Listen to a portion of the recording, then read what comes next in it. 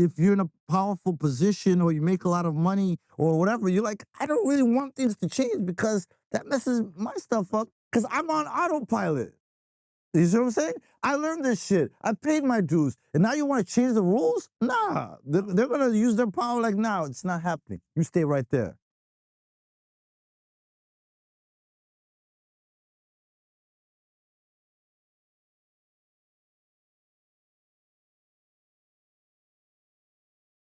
Tuma Basa, thank you for coming over here on the Manager's Playbook, man. I appreciate thank you for having me. Thank you for having me. I've been watching. Yeah. So, you know. It's an honor to hear that you've been watching this podcast. And I've been talking to you for a few months to make this happen, and we made it happen over here. Yeah. So it's amazing. I want to ask you, I mean, I know who you are. You're a legend in the game. Behind the scenes, you've done an incredible amount of work. But I'd love to know from your perspective, so who is Tuma Basa? Who is Tuma Basa? First of all, Tuma Basa is not my real name. What's the real name? Tumaini Basa Ninyenzi. Okay. So I started calling myself Tuma Basa around the year 2000, just to kind of simplify things. You know what I mean? Sure. Like, because everyone called me Tuma anyway. Right. And then Basa Ninyenzi is it's Kinyarwanda word. It's from Rwanda. It's actually a sentence. And so what happens is... It's a sentence? Yeah. Okay. So what happens is... I was like, you know what? I had a cousin, my uncle in Canada. Canada? My uncle in Canada used to call him, he was using Basa. Oh. Yeah. So I said, hey, let me, for my work, because of emails, guest lists, even yeah, exactly. I said, let me just call myself Tuma Basa. I tested it at the BT office in DC. I said, because I was calling myself Tuma Musango for like a year or two, right? And then I tested, I said, what if I said Tuma Basa? And I tested it with some of my coworkers, and they kept on saying, Tuma Basa. I said, oh, this works. This works. Bass right here. This works. I'll never forget. I'll never forget the way they said it. I said, oh, this works. And then so when I moved to New York, I just told people my name is Tuma Basa, and it stuck. Wow, I didn't know that. Okay. Yeah, if you tell people what to call you, they'll call you. You know what I mean? Yeah. Well, that's people now tell me, well, they call me Mario sometimes, which is crazy. That's crazy work. But it's everybody, I would introduce myself as Ruiz, but people would think that was my first name. But I would just introduce people myself as Ruiz to people because when I was in the clubs, I used to be a videographer. I started in film. Yeah. We were talking about But I was shooting like club promos, and I would say Mauricio, and nobody couldn't understand what I'm saying. So I'm just like, Ruiz. But then they would call me, oh, okay, nice to meet you, Luis. I'd be like, damn, I can't win. Yeah. Oh, Luis. Oh, my God. They call me Luis. Yeah. So I had to correct that. But Ruiz is easier for people to say. So everybody in Toronto and a lot of people here know me as Ruiz. I know you as Ruiz. Yeah. But a lot of people I know Mauricio, but I know Ruiz. Yeah, and that's funny. A lot of people be calling me Mauricio now, and I'm like, that's interesting that. Well, to answer your question. Yes, but Tuma. So I'm a father. Oh, let me start with telling you my principal. This is in high school. Please. They said that we're not human doings. We're human beings. It's not about what we do. Mm-hmm. You know what I mean? It's like, I'm a executive, or I'm a politician, or I'm a plumber, or I'm a doctor, I'm a lawyer. It's about who we are. So human doings versus human beings, right? So he was like, hey, you need to focus on being a good neighbor, being a good citizen, being a good father, being a good friend, being a good, you know what I mean? Yep. It's like we're human beings, who we be, not what we do. We do. Yeah, exactly. You know what I mean? What we do just supports who we are. So I'm a dad. Yep. I'm a mentor to some really incredible, talented people. I'm an African. That's you know what I mean? That's my birthplace. That's my soil. Yep. I'm a music fan. Like not even. I'm a super fan. Like not even. No, you. Oh my God. Yeah. No. Yeah. But the thing is this, because this is what brings me joy or happiness. Yeah. And then I get double or triple joy and happiness by getting paid to do not do music, but to work in music. Yeah. Almost like being in this business, sometimes you almost feel guilty. Yeah, You're like, yeah, yo, I'm getting paid to do the thing that I would do for free. Yeah. Well, don't say that. Don't tell people you do it for free. Okay, we'll cut that part out. We'll cut that part out. Yeah, I've been doing this shit for free for a year. What do you mean? Yeah. No, nigga, monetize on YouTube. Yeah, I know. Well, that's what we're doing. Monetizing on YouTube now. Trying to figure it out. But the reality is, so I mean, wait, what else? I'm a believer, God-fearing believer. So I'm very conscious of you know what I mean, that existence, that relationship. I'm an international sex symbol. All right. You know what I mean? So I always receive the admiration. You know what I mean? And accept. Let them know. Let them know. What else am I? I'm a lot of things, man. You are, man, and you're an incredibly good dude. I remember actually, you're definitely one of the people. I met you early on in my career in the music side of things, not on the film side, but I remember meeting you and being like, oh, like there's like really good people in this business. No, we just there's people, there's good people, but also good people having fun who are enjoying it. Yeah. And it's not to say that you just kind of hear all these stories on the outside, like everybody in the music industry is like a terrible human being. It's like, no, it's not even true. Because meeting people like you is incredible. And like, I'll say, for your career, and I'll just give like a very condensed, like for those who don't know, you started at is it BET? Yeah. You started at BET, then you did MTV. 10 years at MTV, and then you did a few years at Revolt. Then you went over to Spotify. Yeah.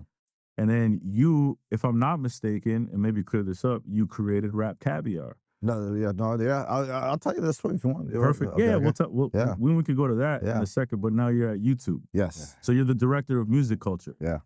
And there's on YouTube Music Partnerships. That's correct. Yeah, it's an incredible journey. Yeah, it's been fun, but it's not over. It's like so far. No, I'm not saying it's over. I'm not saying it's over. Just because we got a little bit. Yeah, no, we're not even halftime. We're not even halftime. It's not even halftime. Yeah, it's not even halftime. So tell me. So are you the creator of RapCaviar?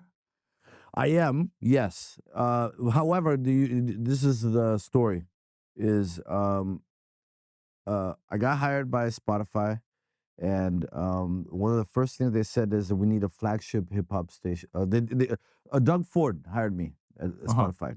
Doug Ford hired me at Spotify, and he created the syndicate with like flagships and satellite playlists and feeder playlists. And so he's like, hey, we need a flagship hip hop playlist. And what they had at the time was something called Hip Hop Monsters. Okay. The Hip Hop Monsters, which there was a lot of like cultural inaccuracy when I looked at it. It was just like off. And also the name Hip Hop Monsters was like, felt like one of those late night commercials, like, oh, buy this CD, Hip Hop Monsters. It just felt not cool. Yeah. And then I remember Majima Pickett, who did R&B. Shout out Majima. Shout out Majima. So Majima Pickett was like, why is Cameron in this R&B playlist? There was like a lot of things that were just like off. Oh, like, really? Right? Okay. So basically, it's like, okay, you need a top shelf hip hop playlist. And I got a text message from somebody that inspired. I was like, oh, I'm gonna call this RapCaviar because that will speak to the audience in terms of the taste. Yeah, exactly. Yeah. And also that premium, you know what I mean? It was like a metaphor. It's like, this is the aspirational one. Yes. This is the one to get. So that's when we launched it. You know what I mean? That's when we launched it. Was part of the syndicate. It did very well. How many followers did it have at that time when you launched it? Oh no, it wasn't very many at all. It got a lot of followers like over time, and then also they used to have something called the carousel, right? So the carousel was like they would feature different playlists. Yeah. And that helped a lot too. You know what I mean? Because of people would just no. Carousel was the internal word. Oh, okay. Yeah. It was internal word, but that used to help a lot too. But like when you get on there, because people were like, oh, this hip hop. You know what I mean? Yeah, you know what I mean? Like, I see. It was like, oh, this hip hop, and then once you get them, you hook them. You know what I mean? You're like, boom. I want to take a quick break in the pod right now and talk to you guys about something I think could be of importance to you. If you're listening to this pod and thinking, I could really use some personal guidance right now, and you're serious about building your career in the music business, I'm now offering one-on-one private strategy sessions. These are fully personalized, just you and me tackling whatever you need in your music career. Listen, this is the part where you might be thinking to yourself, who the heck is this guy? Well, I got over 17 years of experience in the music business, whether it was working as a manager with artists like Jesse Reyes, or working with major record labels like Island, Republic, Universal Music Group, or Sony, or producing content for high-profile artists like The Weeknd and Eminem, to producing content for elite brands like the NBA and Nike. I can definitely and confidently say I can help you map out your next moves. Whether you want to talk about structuring your team, navigating the industry, scaling your brand, or just simply learning how to make money in this music business, whatever's most relevant to where you're at, let's talk. You can now book for a fee a one-on-one session with me, an artist manager, and a podcast host, to help you figure out your next steps. Find the link in the description below to book a one-on-one consultation session. Also, big shout out to those who watch this podcast. Bringing value to an audience who seeks it is a blessing. I can't thank you enough for tuning in. I appreciate you. Now let's get back to the pod. RapCaviar was the illest thing, like it was the biggest thing. If you got on RapCaviar, that could change your career and your trajectory. Well, the thing is this: one of the things that was very intentional was that it was to be honest, right, and also is to reflect the culture. So, what does being honest mean? What did that mean? Being honest, there's a few things. Accuracy, that somebody looks at it and says, "Hey, this looks correct." Like there's no funny business. There's no, you know what I mean? Yeah. Everything deserves to be on there. That's on there, right? The balance, the diversity in terms of like representing the different worlds. Where if you have like, this is the hottest thing in the, like kind of like the underground or the purist or the backpack. This is the hottest thing in the South. This is the hottest thing on the, you know what I mean? The young kids. That time SoundCloud was popping, and you know what I mean? Yeah. Right. So what happens is this. So the honesty part is that it's reflective of the culture, and even the placement is deserved. You know what I mean? Like if something's on there, it doesn't feel like somebody got a bag, or you know what I mean? Or it doesn't feel like, you know what I mean? Right. Yeah. And to that point as well, it's like, it's not necessarily curated to your personal taste. No, which a lot of people think that they get it twisted, that are in the business. They're like, yo, if I know Tuma at the time, he's gonna put me on RapCaviar. But it's like, no, I can only do that if it's like demand from the culture. Yeah. Right? But the thing is this is the deal, is in curation in general, there's always going to be some personal aspect of it, right? Sure. And understanding of but it. that aspect, the one that I would reserve, is passion, or this is just good.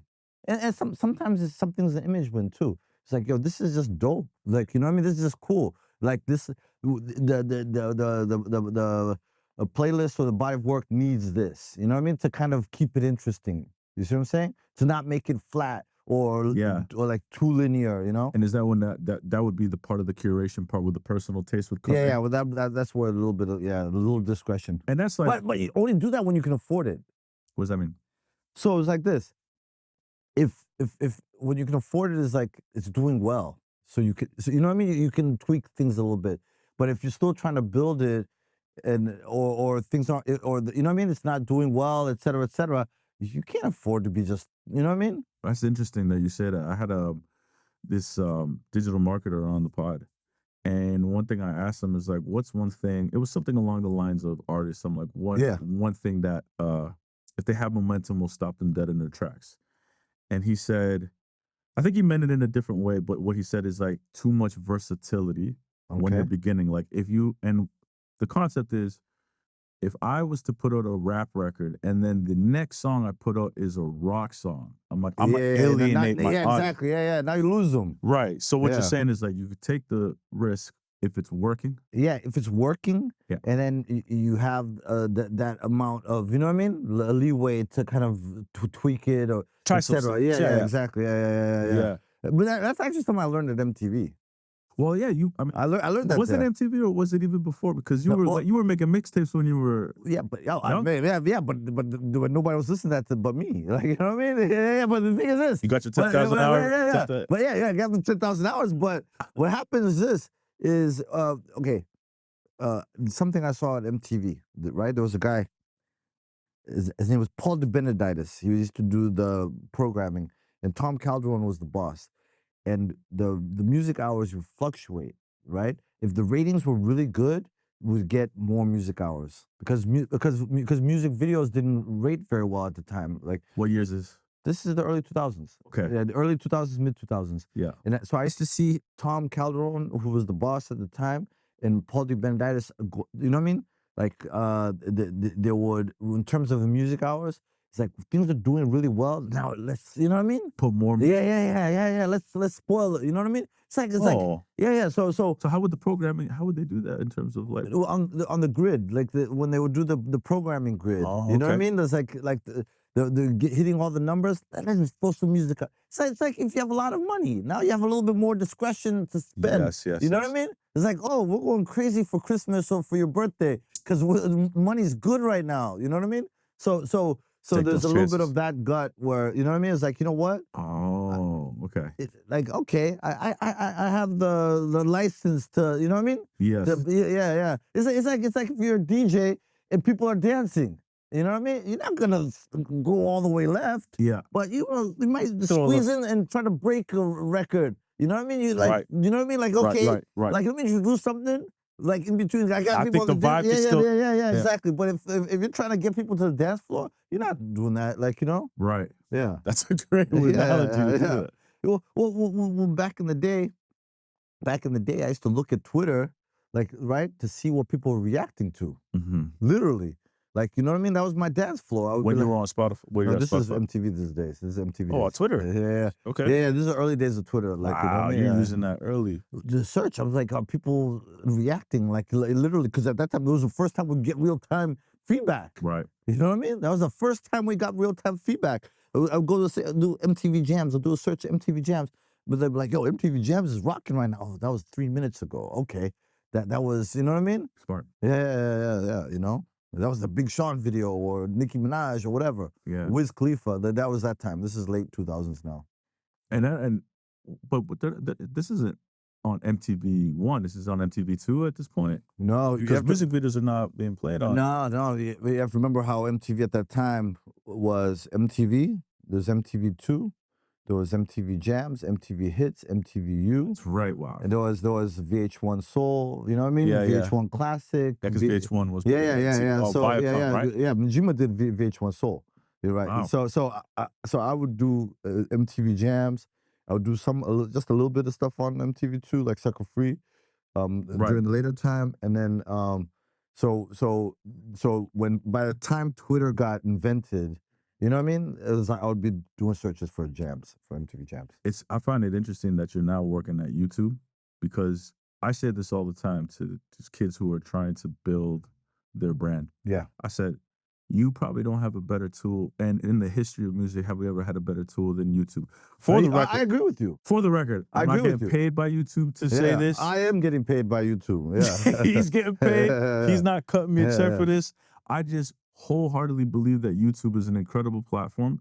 I would say the same thing if I wasn't working for YouTube. Well, I believe you. I mean, because you come from you come from MTV. Yeah. So I saw it. So like, as you talked about, and when you talk about the grid, you're talking about like at 9 a.m. to 10 a.m. This is going to be played. Then 10 to 12, this is what's going to be played. Well, you don't have a grid necessarily, like in terms of like times for YouTube, but you got a grid that you can create, and that grid is whatever you want it to be as an artist. That's the wild thing. You can pull up anything you want whenever you want.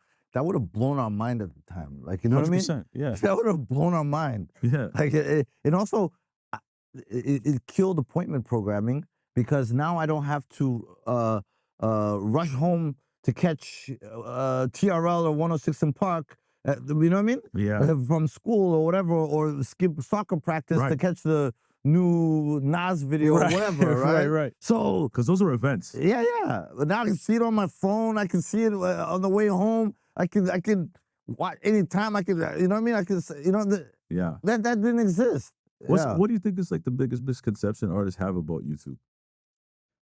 Oh, that's a good question, man. The biggest misconception they have about YouTube. That's a very good question. I don't know. Biggest misconception. What do you what do you think? I think the biggest misconception about it is, well, two things. I think artists think of it as just a platform for music videos. That's a good one. I do know that they understand that there's shorts now on there, but I don't think they give it as much value as TikTok or Instagram Reels. So I think that that shorts are a really good gateway to looking at the music videos. But I also think that there's not enough emphasis in the artist community and the music community to think about your thumbnails. Oh, interesting. Oh, you're talking about the actual of a music video. Yeah, presentation. yeah. A thumbnail. Yeah. And I would even go as far as to say, like, figuring out, yes, you have a title of a song, but like, does the title of the song necessarily need to be the title of the video for YouTube? I think maybe not. Yeah. Maybe not. Yeah. You know what I mean? Because and I'm just thinking outside the box right now, right? But Tuma, imagine like if I'm watching a music video, what if we had the lower thirds, how MTV had it, and you have it burned into the music video? Remember, it was like I used to do that. You used to do that? I wanted that job when I was. But for us, it was Much Music. Yeah. No, and it'd be like directed by or whatever. Yeah. And then you have the label, all that. The chyron. We call it the chyron. I call it lower third. But there you go. Yeah. So you can have that in the video. Yeah. But maybe the title is something different to have people click in. Right? Yeah. But I think there's not enough emphasis on thumbnail, and I just don't think people are thinking of like, hey, some are for sure, and I think the labels think of it this way, but not to like in like a deep dive type of way. Where like, think about the BTS, think about the story. Like, what are some of the like? Can you do long form 10-minute pieces?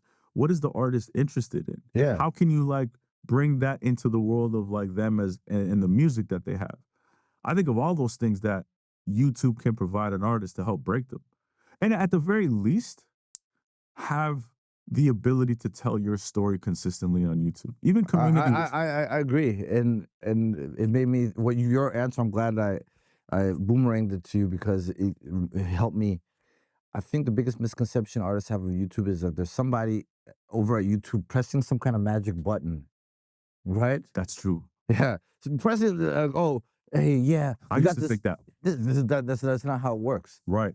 How YouTube works is a self-serve platform. Everything you said is the work you put in, is the output you're gonna get out. Yeah. It's about consistency, right?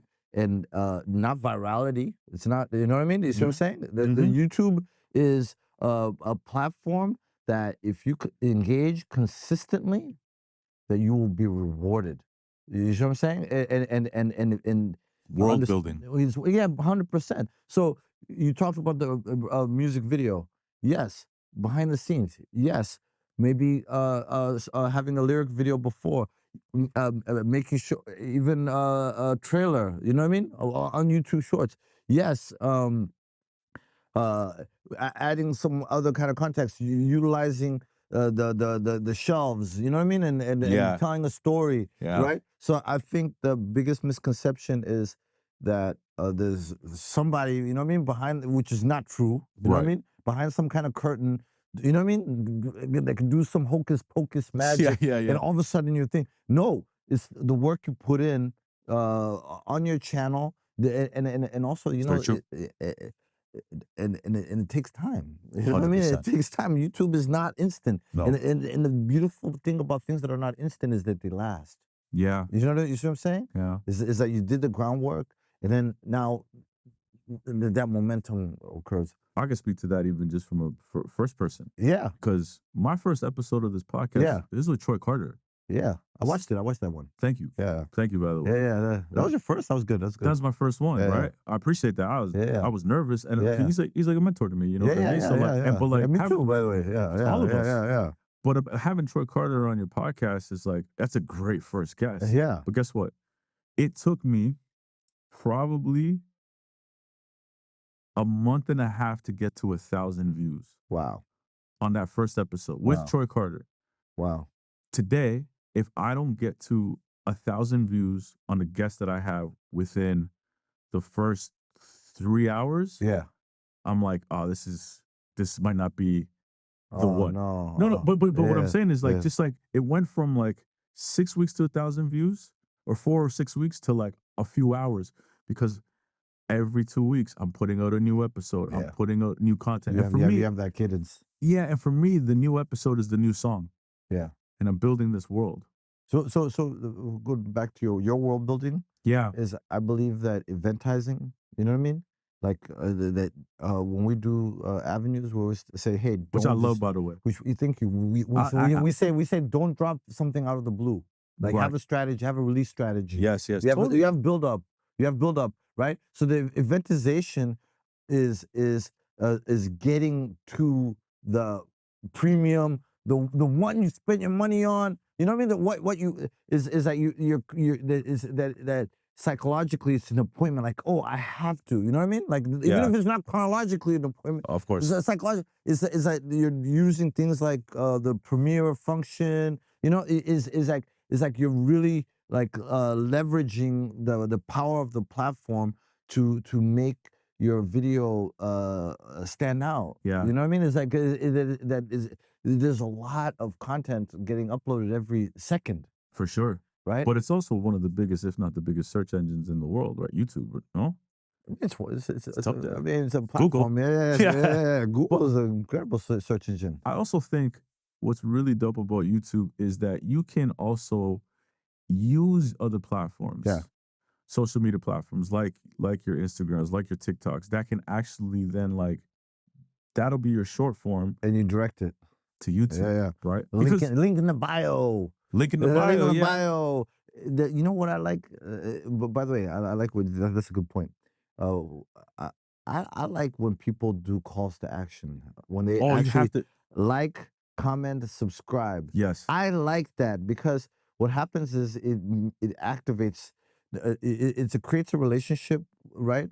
Where it's like, this is, hey, you want to support this, right? Engage in this fashion. You know what I mean?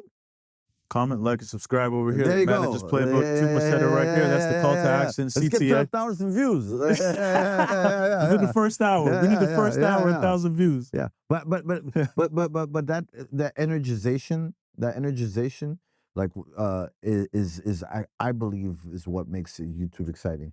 I love what again, back to YouTube avenues and what Wallo. Yeah, Wallo. Yeah. Man, Wallo's incredible. Yeah, 100%. He's amazing. One of one. Yeah, one of one. Yeah, it's amazing. Wallo's one of one. You know why he's dope, man? He's just dope because he just gives the game to everybody.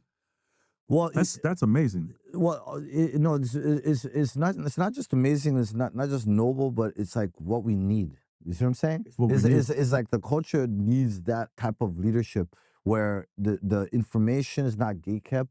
Yeah. You know what I mean? Is that you actually feel like there are people who have lived experiences. Yes. Like, you know what I mean? Wallow's experience, he pretty much has a PhD in life. You know what I mean? Yeah. Right? Yeah. So for him to professorially share his, you know what I mean? The wisdom from his lived experiences, you know what I mean? So freely with the world, it's just very respectful. It's just something that For those who don't know who Wallo is, he's got a lived experience. A lot of things. He's a cultural advisor, YouTube, podcaster, $1 million worth of game with Billy the Kid. He's a the New York Times best-selling author. Yeah. He's and this is all within like 6 or 7 years. 6 or 7 years, right? Yeah. But and when I say he always spent 20 years in prison. Yeah, which is an important part of that's a very important part of the story. But the cool thing is it's not the defining part. You know what I mean? It's not correct. It's the backstory, but all the activity and the, you know what I mean? The leadership, the entrepreneurship, you know what I mean? And the public thought leadership, you know what I mean? Of course. Yeah. And he's just he's a great role model just in terms of just like providing value. Yeah. As a leader in that sense in many ways. And that it resonates with a lot of people. No, 100%. I mean, it's good energy. Also, behind the scenes, he's a connector. Also, he's connected me to a lot of people. Like, this is what I'm saying, because people talk about that publicly about Wallo now more than ever. Like, he's the one that, like, I think him and Gilly, they, infamously reconnected Mace and Cameron.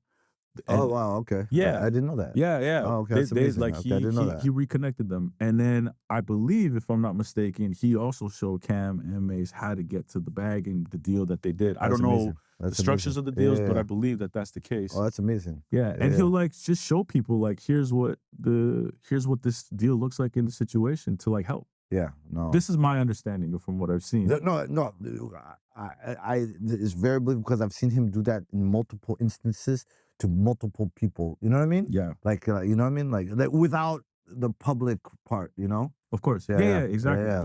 He's not, it's not him talking about this that he's showing people. It's other people who are talking about Wallo, saying that Wallo has showed us. Okay, yeah. Well, and the avenues came from Wallo coming to speak to us, and he was like Leo was blown away. We're all blown away, and Leo asked him like, "Hey, what do you think that we should do?" He's like, "Hey, you guys need to connect with the streets, right?" And so we all went to the drawing board, and literally in a basement, and say, hey, let's model something that gets to people. He had a saying where it was like, you can't teach what you don't know, right? And you can't lead where you don't go, right? So we ended up going to 10 cities. We've gone to 10 cities, Baltimore, Detroit, Philly, the Bay, Houston, Atlanta, what was the other cities? Oh man, London. I saw the clip of him in Philly on stage. Oh, that was Future Insiders. That was a different program. That wasn't YouTube Avenue. No, that was a different program. Wow. Yeah. We have different programs. Yeah. Avenues for the streets. Future Insiders is more like we'll go to like a Howard Homecoming, or you know what I mean? Okay. That particular was with Rec Philly, who Wallo introduced us to. You know what I mean? Oh wow. Yeah. So it's more like that one's like more like, one is like the streets and one is like more kind of, I don't want to say college students and creatives, you know what I mean? It's just a different audience altogether. So and it's a different format in terms of the actual experiential. So you're really involved in that, in both of those avenues. Yeah, 100%. No, we have a whole team. We have a whole team. This is what I was going to ask you. Like, so what is your role at YouTube? Well, in that particular respect, those are scaled education. That's like us. Because people have titles, but like the titles are like, but you know, but we're human beings. Yeah, we're not human beings. Let's start with those. Those scaled education programs are us going to the people and sharing information on how to benefit from YouTube. Right. Whether it be monetization strategies, release strategies, even game in life. You know what I mean? We'll have like fireside chats with somebody who will share, you know what I mean? Yep. How they did things, how they succeeded. So those are basically us engaging with the people and sharing, right? And connecting and listening and being the kind of the ear to the streets. You know what I mean? You know what I mean? Yep. So when we come back with the voice of the market, like, you know what I mean, within the building, that we're not disconnected. Is that we're actually invested. You know what I mean? Of course. Yeah, with the grassroots, you know what I mean? We're invested in the ecosystem, right? Because think about hip hop. Hip hop is not just the artist; it's the artist. Yes. Yeah. You have the videographers. You have the people who are making the choreographers are making the dance trends. You have the OGs. You know what I mean? You have the, you know what I mean? Yeah. Like it's an ecosystem. Yeah. So it's us not just being linear and thinking boom, boom, boom, boom. We have the relationships with the labels and the artists and the publishers and the, you know what I mean, songwriters and producers. Is that we're getting the whole, you know what I mean, the picture, the whole system. exactly, Yeah. And understanding it and being accountable to it. Because if I have to see you, guess what? I'm not gonna screw you. You know what I mean? You know what I'm saying? Yeah. Because we're accountable we're part of the same community. Yes, very You true. know what I'm saying? Absolutely. Yeah. If I don't have to see you, if I can go hide in my yeah. You know? Yeah. That's that part of that. And so what else are you doing at YouTube in terms of like your role there as in the music partnerships? It's making sure that the artist community is good, pretty much. You know what I'm saying? Is that we're artist friendly. That that were super serving, you know what I mean? Yeah. Whether it be the labels or, you know what I mean, or the management, the managers, you know what I mean? Yeah. That we're giving the playbooks, you know what I mean? So, for example, here, I'll give you a perfect example. Tell me. If you go to, let's say, artist.youtube.com, you're gonna find all kinds of playbooks there. You know what I mean? Like, you know what I mean? Like, it'll tell you everything from how to utilize YouTube Shorts to, you know what I mean? I don't know, release strategies. I don't know. You know, it's like, hey, you're about to put out an album. This is boom, boom, boom, boom. This is your checklist. You know. Yep. So think of the human versions of that. You see what I'm saying? Got you. Is the human versions of that? Is that? And yeah, so that's and that's not to be again. That's not to be confused with if you know who Tuma Basa is. It means that he can go and press the button, and all of a sudden you're going to be the next biggest thing on YouTube. It doesn't work. That doesn't work that way. Yeah. That's imagination. That's a myth. Yeah. I think people also maybe get confused with that because it was a time when you were at, pre TikTok. You're at Spotify. If you did know certain individuals, they could put you on a certain editorial and it could change your life. Well. But I think that's a different era. That's what I mean. Yeah. I call that the gatekeeper era. Right. Yeah. And I think that era ended a long time ago. 2020, probably. No, I think earlier.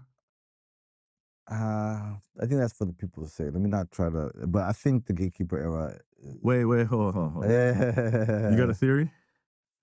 Well, no. It is. Yeah, I do have a theory. All right. And I think the theory is based on facts, and YouTube is a part of that theory. I think that the music game democratized. Totally. And it was technology that democratized. Yeah. Right? Music videos got democratized, audio got democratized. Right now, music creation is getting democratized. You know what I mean? Yeah. So I believe that era, which was good from a editorial perspective, because, like, you know what I mean, it was easy to find stuff. You know what I mean? Yeah. It was. Yeah. I think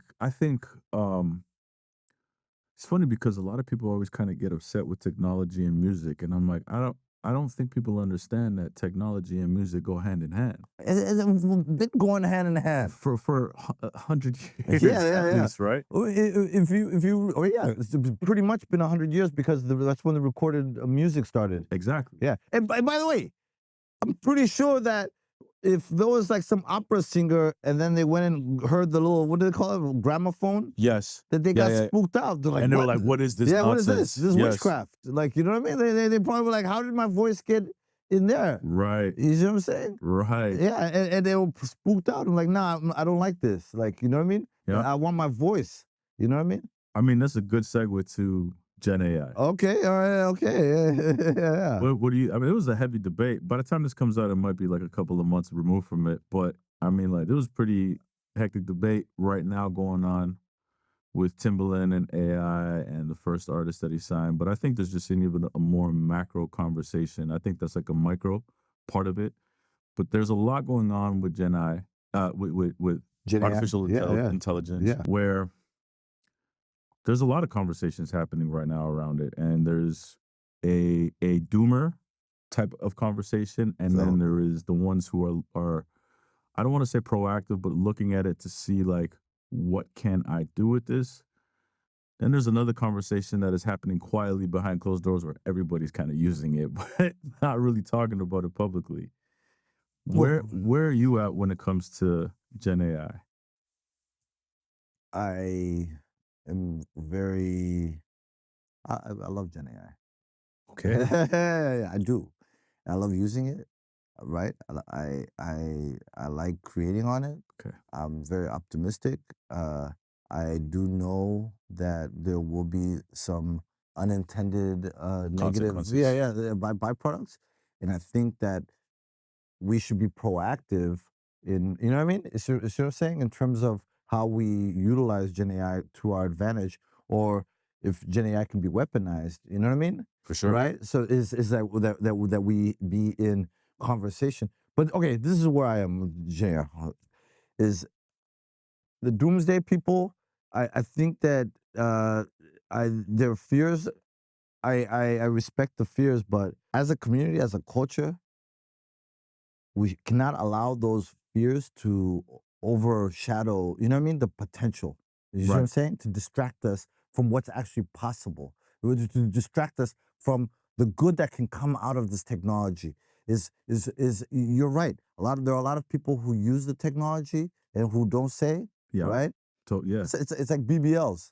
You know what I mean? It's like, yeah. It's like, you know what I mean? It's like, you know like, they're out there, but you don't yeah. Or hair transplants, or right, you know right, what I mean? right. Or a little we know you went to Istanbul. Yeah. Or but why? You know what I mean? Yeah. So it's like this. So if I have gray hair, I'll put some dye. But this is Ozempic, like right.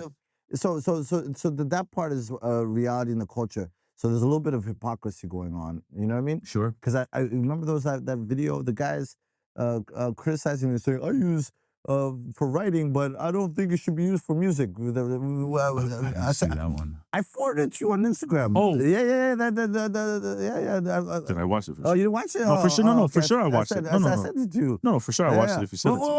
Wait. But this is the deal. So there's that part. I do believe. Yes. Yes. That's it. That's the this video. is the conversation. That's the video. That's the exact video. So there was a little bit of hypocrisy because the person is attacking Gen AI on music, but they're not, and then there's admitting that they use Gen AI for writing. You know what I'm saying? That's what he's right. That's right. What is this? I was like, what is this? All right, so this is the deal. There has to be a proactivity in terms of us staying ahead because we know what's going to happen, and we've. Do you remember when Auto-Tune came out? That's how I think about it. Yeah. People were mad. I think Auto-Tune, Melodyne, all those kind of. Well, I don't even know what Melodyne is. What is that?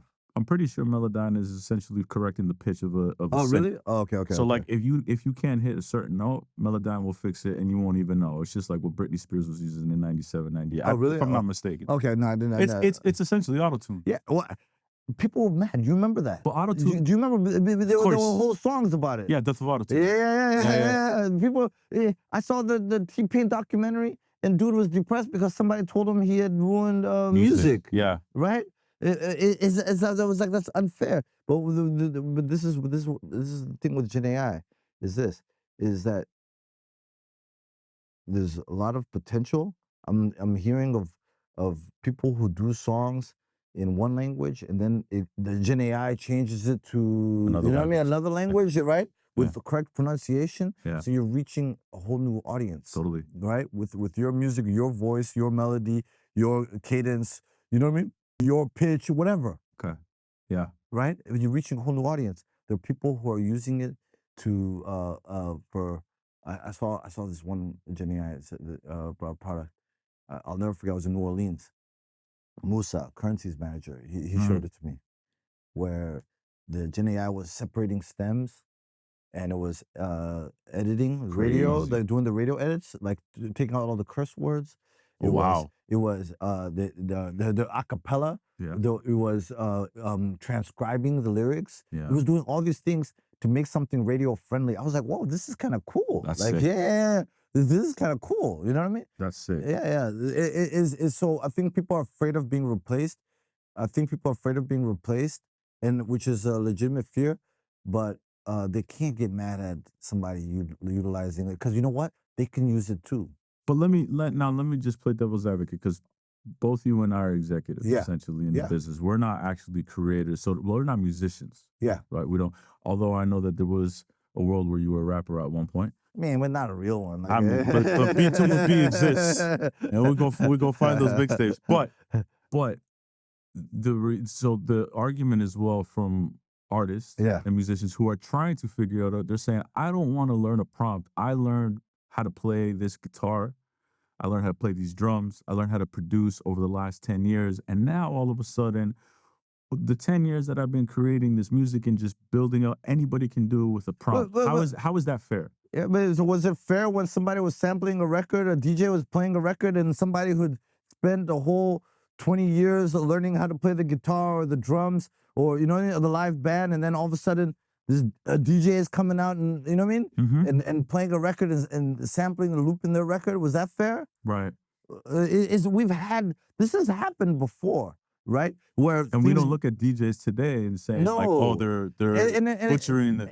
Yeah, in fact, and that back then they were saying that, and back then they were saying that rappers weren't singing. Like, I did vocal training, I sang in church, et cetera, and you're out here talking rhymes and selling records. Yeah. Like, no, that's you're saying words. You're not singing. Exactly. Yeah, that was for like 20, 30 years. Yeah. You know what I mean? Right. No, so is you think it's just like humans that are the constant change is too fast right now at this point? That might be just that might be where the fears are coming from. You know what I mean? Because they're like, okay, this is happening so fast, I haven't had the time to prepare or to, you know what I mean, or to create. But the technology is available to everybody. Yeah. So you're getting mad. And also, by the way, maybe this is when live music rises. Maybe because maybe there's a whole movement where people just like the real stuff, just the same way we like organic milk now, or organic chicken, or couldn't agree. Yeah. Maybe this is the time where that does exist, but it'll be treated like fast food. You know what I mean? Where fast food is popular, but people want a home cooked meal. People want that restaurant that the chef, you know what I mean? Yeah. So maybe that's what the time where we're going to. Maybe that's just gonna make everything else bigger, or the quote unquote real performers are exactly, gonna thrive. Exactly, yeah. You know? Yeah. I think that's a fair assessment, because I think of it that way, where we're always so constantly on our phones.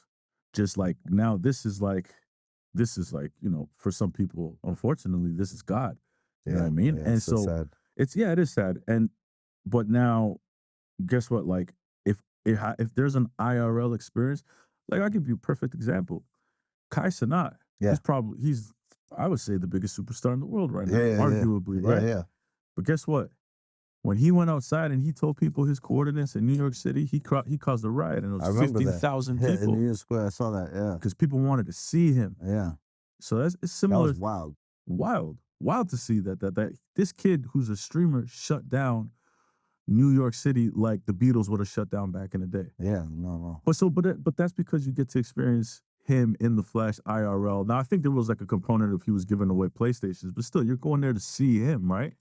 But so I'm glad you brought the Kai Cenat thing up, because even those guys, all those kids who showed up, they connected with him, right? Even if they've never seen him in person, in real life. To me, it reminds me of the photograph, where there was a time where people thought photos had to be paper. I remember journalists saying, "Oh no, people always want to read the newspaper. They want to hold the magazine. You know what I mean? They want to look at that." It was unfathomable for them to think that there's going to be a time where people were okay without the printed version, right? Yes. The real version, the image. Yeah. And it's the memory. There was the moment that was captured. That's the part that connected. It's just, it could be same thing with music. You know what I mean? Mm-hmm. Where if I make great music through prompts, I'm not saying that there's somebody out there that's possible. We're not saying the technology is there yet. Well, I mean, Timbaland is he just quote unquote signed a AI artist, which I don't all the way understand what that means. Yeah. To me, it just means that he's 100%er on the record now. But so I don't know if you saw, I posted in my story, and Timbaland actually reposted it. In 1969, the #1 record in the country was from a band that didn't exist. And it was the Archies. The sugar, oh honey, honey, It was the Archies comic. You are my candy girl. Yeah, I know the record. Yeah, that was a big record. It was a #1 record. Archies were a comic strip. It was animation, right? But even when we watch whatever Aladdin or all these, Moana, Or what's the we don't think about Bruno. What's that cartoon? My nephews love it. Which we don't think about Bruno. What is it called? I don't know. Encanto, right. We watch the animation and we enjoy it. Like you should say, because we know it's animation. We watch WWE and we enjoy it. And we know that's not real. It's predetermined. Yeah, we know it. But the thing is because we know it. So culturally, we may also get to that point where we just understand this is AI, but it's very well done AI. You see what I'm saying? The issue is we don't want to be deceived. You know what I mean? So we don't want to be replaced. Right. And you see what I'm saying? For sure. We don't want somebody to misrepresent and say this isn't AI. We want full disclosure. Yeah. And that's the human part of us. I think something that you said to me is actually pretty profound, and I think about it is that, like, I want to make sure I say this the correct way, but a lot of times we can get into these kinds of conversations and arguments in our culture, and it does kind of keep us a step behind, which is unfortunate because there is another culture that will say, we don't give a damn, we're going to move forward with this, and then we get left behind in this. That's dangerous. Very dangerous. And they're like, and so we always have to make sure that that's not happening. But we're going to be in a world where even music making is democratized. Yeah. You know what I mean? Like filmmaking. Yeah. The entertainment. My 4-year-old son just, you know what I mean? Just created this masterpiece. And I'm like, thank you. You know what I mean? Like, thank you. You know what I mean? So where do you think it goes then in terms of now a world where artists, want to be able to live off of their art and be successful and have a business and grow? Like what do you think artists have to do in this new generation, in this new world with generative AI? I think the bar is gonna go higher. You know what I mean? Because there's gonna be more music. You know what I mean? Yeah. So I think in order to stand out, the real professionals, you know what I mean, are the only ones who are going to be able to stand out. Yeah. You see what I'm saying? Because now if I can do exactly what, you know what I mean? Mhm. Like all these other guys can do, that means the real ones, the pros. So think basketball. Anyone could go play basketball, but not anyone could play in the NBA. Only 400 or something. Yeah. Right. So and that's a pretty high bar. Yeah. That's a very high bar. Good point. And by the way, YouTube and Google has taken a very consultative approach in terms of working with the music industry and how we operate. You know what I mean? Well, let's talk about that because I was thinking about, when we talk about world building with YouTube, I started to think because the music is going to be democratized, now what you have to really be thinking about is more than ever telling the story of who you are as an artist. Are you a real artist?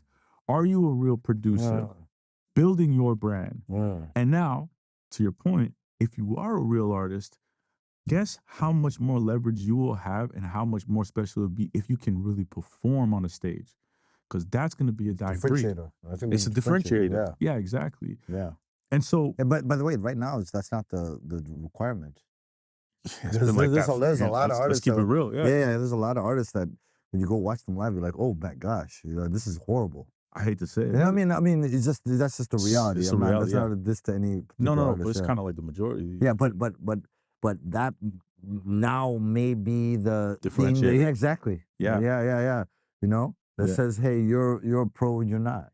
Right. And so when it comes to YouTube, and you said that like there's a lot of consultative approach is like what is that? It's basically it's been working with the music industry, the music community. You know what I mean? Yeah. In all aspects of the development of these Gen AI products. What I do, just from an observation perspective, I think there's more things happening now, right? Across every industry. From our attention perspective, whether it be trends on short form video, you know what I mean? Whether it be like, you know what I mean? Whether it be now you have these like curation channels like the Colors or Boiler Rooms or Culture FM or, you know what I mean? On the Radar and from the block, you know what I mean? You see what I'm saying? Yeah. It's like you have a lot more. You know what I mean? Now, in terms of you have streamers, You have Kai Cenats and who talk about music or have artists come on. You have podcasts. Yeah. You have podcasts. Yeah. When I look at my social media feed, everyone, you know what I mean? Like I see Wallo and Gilly and Joe Budden and you and Ray Daniels and you know what I mean? And talking about music and Drink Champs. Right. Is I think that there's just a lot more in the last 5-6 years. Yeah. Now, you see what I'm saying? So it's not that anything is depleted. It's just that there's more. You know what I mean? Yeah. There's more voices. I agree. So do you think in that sense is also that's a good point because now artists should be looking at these platforms as part of the release strategy. Oh, I think artists do already. Well, I was gonna give an example of Thames Free Mind, Okay. right? There was a Baltimore remix of it, right? Okay. And I was like, and it was pure organic. The song, it's the 5 in the morning. I wake up. Yeah. Bruh, it was from a previous album. It was pure organic. I would see so many, this Baltimore remix, like, right? I would see so many dance, you know what I mean? People dancing to it, families. I'll never forget this. And I remember hitting the team. I was like, this is happening, right? This is really, and they're like, well, from 3 years ago. You know what I mean? It's from a different album. We're focused on that. I'm like, oh, this is 100% pure organic. The label had nothing to do with this. Well, maybe for this particular, you know what I mean? Yeah, in this moment, for this moment. That trend. So for me, I said, oh my gosh. Just going back, this is around the time Higher was happening. Do you remember Thames sang on I forgot what it was. It was like a Genius. It was like one of those. Not NPR Time Desk. It was like one of those. Okay. Long form, and she sang the song Higher. Yeah. And then Future and Drake sampled it. Yes. Yeah. Right there. Yeah. I'm just like, yo. I'm just giving you an example of like there's just more voices now. You know what I mean? There's more outlets now. You know what I mean? Yeah. We watch more Tiny Desk now. You know what I mean? Oh, man, you talk about voices, like even like, we're talking about you or your early days. Yeah. In all reality, you said that, you were trying to be a rapper. You felt. Yeah. I mean, I wanted to be a rapper, but I didn't have any kind of real chance. No, but, I mean, but the reason you felt like you didn't have any real chance is because you had no proximity to America. You didn't have the connection point, right? 100%. That's a totally different world right now. Yeah. What are some things that you recommend for those artists that are breaking internationally and how they go about doing that? Oh, that's a good question. And that might be the reason why I like Gen AI, because it gives that disadvantaged artist who may be in a Blantyre, Malawi, or you know what I mean, or in Jefferson, Missouri. You know what I mean? It doesn't have the resources. Ferguson, Missouri. I said Jefferson City. Like I said, that's two different things. I'm just here playing on my Ferguson. I meant Ferguson, Missouri. They may not have the resources. Right. You know what I mean? To make a professional level. You know what I mean? Right. They have the ideas. They have the talent. Now the tools are easier for them. You know what I mean? And the barriers, whether it be a linguistic barrier or you know what I mean. You see what I'm saying? Interesting. Or you see what I'm saying? Or they just can't afford a professional mixing engineer. You know, you see what I'm saying? And they have some type of Gen AI mixing. You know what I mean? Yeah. To make it professional quality, a high. What this called CD quality? Remember this called CD quality? Yeah. Remember that? Yeah. Of course. Yeah. So it is so. My advice to somebody who is in one of those places that you don't have access to the executives, you don't have access to the studios, you don't have access, you know what I mean, to those critical mass type of audiences. Even the equipment that you could pay, like it's super. Utilize them, use them, right? Use them. Use the YouTube. You know what I mean? Everything from finding a beat to, you know what I mean, to your first music video. Use them, use them, and eventually the New Yorks, the Atlantas, the LAs, they'll come to you. The Torontos, they'll come to you. Right. Yeah. It's crazy you said the Toronto. Yeah. It's like, yeah. Well, because you have industry there. Yeah. Yeah. Oh, compared to a million cities, like fair enough. Yeah. I'd say there's if you're from Toronto, I don't know if people would say that there's an industry, but there's a lot of hold on. There's a, not to cut you off, but there's incredible talent there in abundance who have access, easy proximity to a New York or Los Angeles. And like you have, but you have also infrastructure, like you have record labels, you have studios there, you have festivals, you know what I mean? You have conferences. That's fair. Yeah, you have infrastructure that does not exist in other places. You have geographical proximity to the biggest music market in the world. You have a cultural proximity. Totally. You know what I mean? You have cultural proximity. No, absolutely. Like, you know what I mean? To the biggest market in the world. You have you're bilingual, like, you know what I mean? There's a lot of advantages. Yeah, you know? No, I don't disagree with when it comes to and you have government support. That CanCon not everybody. Stuff. It's a little bit. It's like CanCon. What's it called? CanCon. CanCon. Yeah. You do have CanCon. There are a lot of places that don't have no support from the government. Yeah, factor, but it doesn't mean every artist gets it. They just kind of prioritize certain artists, right? Yeah, but the fact that it even exists. The fact that back in the day, my company grew because we had MuchFact, which is video that's good. That's cool. They used to give you $25,000 for a music video. They give up to $3.2 million in music videos annually for like 25 years. Oh, get out of here! Yeah. And so my company, we just did really good work. By the time the program like shut down, we were taking about like $500,000. Wow. In revenue from MuchFact because we were trusted vendor. Yeah. Right? You earned your place. Yeah, and that's I think the thing that in Toronto is like, I think a lot of people are starting to really understand that in Toronto, where it's like these things are here, but you still got to put in the work. Yeah, and you still have to like really make it shake. You got to really do. It has to be competitive. I love that when I was just doing some research on you that you mentioned like, you were talking about like, about the Drakes and the Daniel Caesars and the Tories, but do you know about the Cardinals? Yeah. The Chocolates? And you said Jellystone, and I was like, yo, this guy knows Jellystone. This is amazing. I mean, I lived it. Jellystone, incredible, yeah. Well, a few things. The context of how I even know, and then context of why I even mentioned, right? Please. The first context of how I even know, when I worked at BET was in Canada, right?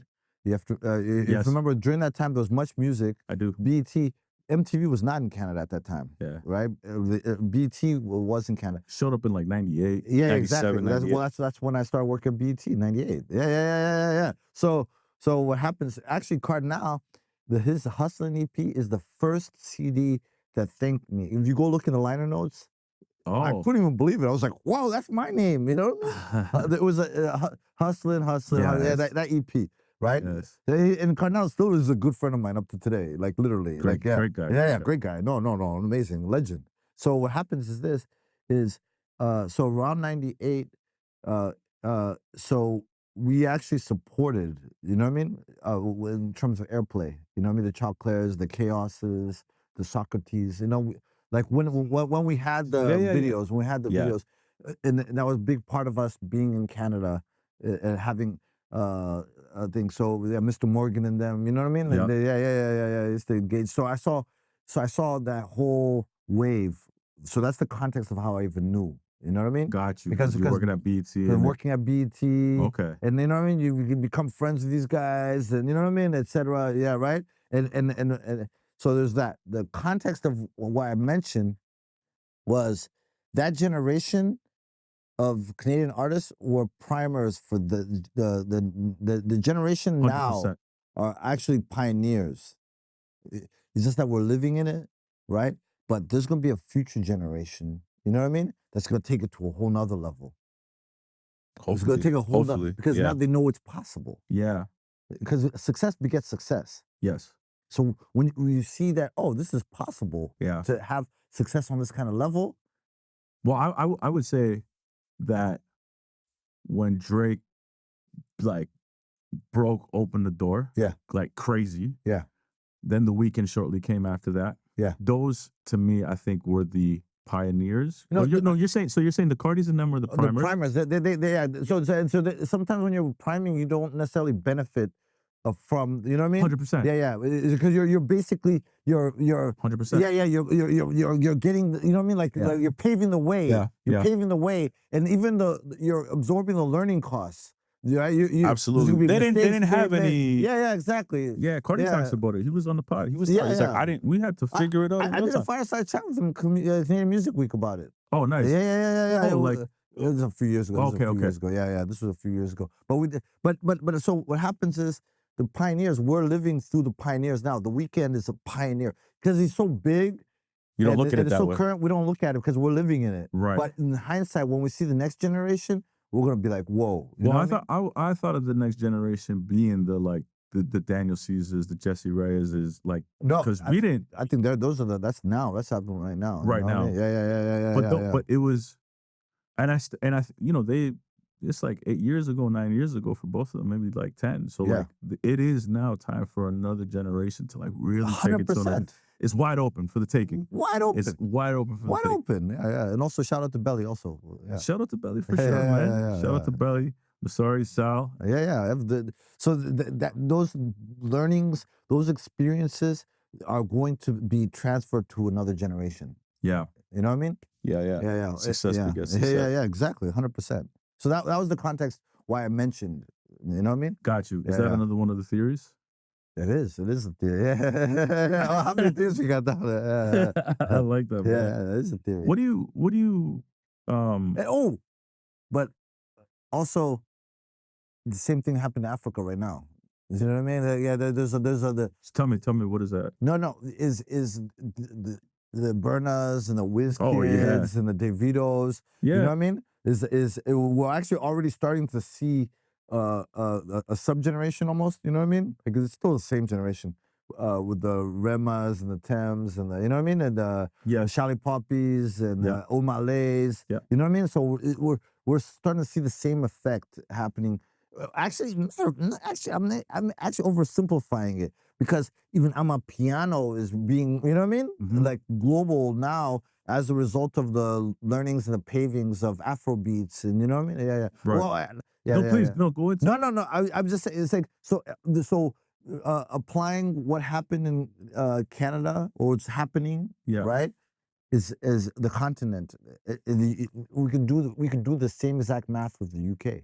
With Black British music in the UK. Mm-hmm. We can do the exact same, you know what I mean? Where we identify, hey, these guys, I don't know, Cookie Crew and London Posse and all those guys were, you know what I mean? Roots Manuva were the primers, and then you know what I mean? And Dizzy Rascals, and then you know what I mean? Then the Skeptas and the Stormzy's and the Gigs, and you know what I mean? Or the Pioneers, or you know what I mean? Or Dave, or Central C. You know what I mean? We could actually do the same math, you know what I mean? Or graph, if it was like an infographic. Yeah. You know what I mean? Do you think that these artists of the now, like you just mentioned, still have as big of an impact as the prior artists? Which generation were which? Just newer generation, because I think it'll be harder because there's more artists. Yeah, there's more music. Yeah. So it'd be harder to have. Let's go pop music, right? Yes. It's a good. Is the Michael Jackson stardom, Prince stardom, even Stevie Wonder, etc. It's harder to achieve that level of, you know what I mean? Yeah. So even we have right now the Beyoncés and the Taylor Swifts and the Kendricks doing stadiums. You know what I mean? Mm-hmm. There's only a handful doing stadiums. And they've been in the game for like 15 years. Yeah, but how many years ago, if we went and did the research, I'm sure we could find a whole bunch of like the Tina Turners and the, you know what I mean? And the Rushes or the whoever bands were doing stadiums, you know what I mean? Like we could probably find there were a lot more superstar artists that were doing, you know what I mean? Yeah. Yeah, if we went back and looked at calendars, of big football stadiums. You know. I find it interesting. Yeah, I get a lot of people from Lagos and Nigeria watching the podcast. Oh, shout out to Nigeria. Shout out to whole Africa, man. Yeah, I'm a Pan-African, man. Shout out to and I think it's also great to have you on here just because there's so many people from that region that are watching the podcast. But one thing that I find really interesting is that a lot of people from over there, and I don't know, yeah. So I'm not the stamp of approval, but I'm getting a lot of people saying this is a great podcast. We don't get this kind of information. I mean, people here in North America tell me that as well. Yeah. But they're like, we love that you're talking about this. We need to have more of this even where we're at. This is giving us a lot of information that we don't know. Is there a world where there can be a better and more fruitful infrastructure in Africa as well too when it comes to the music business? Africa has a long ways to go when it comes to infrastructure. Okay. So you don't have the venues that you have here for touring. You know what I mean? You don't have smaller venues. You mean? No. Or period. Period. Big venues even. Like so no arenas and those. No, there are. I mean, like Rwanda has. You know what I mean? Okay. South Africa has arena. But you can count them. You know what I'm saying? Yeah. You don't have like the tours that happen here. You know what I mean? It's like you might have. I don't know, to be honest. I'm like super curious about it. There's a few organizations that are working on creating that pipeline or that infrastructure. But what are some of those organizations? Let's see. Move Africa is one. I've heard Live Nation has been working on. Okay. You know what I mean? Okay. Move Africa a label, or is it just an organization? It's like a Global Citizen. It's like it's partnership with Global Citizen. Yeah. There's a few organizations. I know one person was working on medium-sized venues. You know what I mean? Like for up and coming artists. Yeah. Because right now it's like spot dates. People do spot dates. You know what I mean? They'll go do one place. Yeah, one place. They'll go do something in Johannesburg. Some do in Kigali, Rwanda, in Accra. You know what I mean? Okay. Or festivals like Afro Future, which used to be called Afrochella, or right. you know, Afro Nation. You know what I mean? Yeah. December in Nigeria is incredible. There's like a lot of shows and a lot of, you know what I mean? Yeah, but there's like a lot of corporations are sponsoring them. You know what I mean? Okay. So in order to do that. the sponsor, the branded partners. So if that's just the live. We don't have all the DSPs come from here. Yes. Or Sweden. You know what I mean? Like, you know. Yeah. You know what I mean? So I think there's like from China also. Well, I was gonna ask, is China involved in Africa as well too? Like one of There's China's investing in Africa heavy. Yeah. That's why I asked, right? Yeah, China's investing heavy. Yeah, heavy. And they're building their influence pretty, aggressively. Yeah. Yes. They're not sleeping. They're not sleeping. No. But there's just a long ways to go in terms of even like publishing and like performing rights societies. I was gonna. Is there PROs deals out there? There are, but I'm just saying that it's not as it's not in the same place as you know what I mean, as like here. Right. There's a long ways to go. You know, there's a lot of infrastructural stuff that. Would you be able to put a time marker on it? Like how long it would take for things to like really 5-10 years, you know, at this rate? I'm the wrong person because I didn't, some of the stuff happening now, I'm just like, I feel lucky that it's happening in my lifetime. Do you know what I mean? In terms of African music. Right. Because I'm like, wow, this is actually, I still have those moments where I'm like, wow. I remember hearing an Afrobeats record on Hot 97 in New York for the first time. I remember it was the Sawa Sawa Sawa Le, you know what I mean? Flavor. It's a huge noir baby. It's a big record back then. But I used to hear it just in like the African clubs in New York and African parties, or you know what I mean? Yeah. Or weddings or whatever. And I remember being in a yellow taxi and hearing it. I'm like, wait, is this a CD? What is this? Is it a mixtape? And they were like, no, this is Hot 97. I said, no way. I remember it was Bobby Conder's and Jabba, the reggae show. Okay. You know what I mean? They were playing it. Crazy. Yeah. It was a Sunday. And I couldn't believe, my mind was blown. Yeah. And I still have those moments. You know what I mean? So in terms of African how long music. ago was that? Oh, that was a long time ago. That's maybe like 10 years ago. You know what I mean? I mean, shit. That's so like that was 10 years ago. Yeah. It's come a very Yeah, come a yeah, long yeah, way. yeah, yeah. So it's come a long ways. Yeah, yeah. So now what I'm saying is this is when you ask me for a timeline for like the development of like the African music industry infrastructure, not the music. Music Yeah, is I'm talking about the infrastructure. yeah. I have no idea. I have no idea, and I'm hoping it's faster than Right. Yeah, Yeah, yeah. yeah, Because there's yeah. a lot of talent there. I mean, it's just like this Yeah. everywhere across the globe. Oh, there's a lot of talent. There's a lot of talent. And right now, from the overseas perspective, we're hearing from 3 countries pretty much. You know what I mean? South Africa, Nigeria, and some Ghana. But there's 54 countries in Africa. Yeah. It's like 1.2 billion people. Yeah. Right? And music is like a cornerstone of the culture, like of every culture there. Like there's no culture that music is not like one of the core. You know what I mean? Pillars of the culture. Is there an artist that like that we don't know of or that you're checking out and you're like, no, this artist is amazing? Can you name a couple? Yeah, of course. We go Black Sharif. I love Black Sharif. From Ghana. Shali Poppy. This is somewhere. I mean, he's known here. Yeah. He's known here. This guy now, Caesar. He's Tunde's artist. Yeah. Okay. He's dope. His dad was in Mafikizolo. That's South Africa. Man, there's so many. Rwanda, Bruce Melody. You know what I mean? He's an incredible artist. And the Ben and Mehdi. Yeah. In Tanzania. He's very well known on the continent, but there's a lot of people in America who don't know him. Diamond Platinums. Okay. He has like 10 million subscribers on YouTube. Okay. Yeah. Oh, like on YouTube. Yeah. I'm just saying, like on the continent, he's like super like well known. Right. You know what I mean? And part of that is the music's in Swahili. You know what I mean? You see what I'm saying? Yeah. Yeah. But Melody's king. Congo, there's a great artist, Inosbi. There's just a lot. The Congo has a lot of great music, by the way. The Democratic Republic of Congo. You guys send me some of this, man. I'll send it to you. Please. Oh, yeah. I'll send it to you. But there's just a lot of great music. And so I just basically, except for Congo, those are just the English speaking.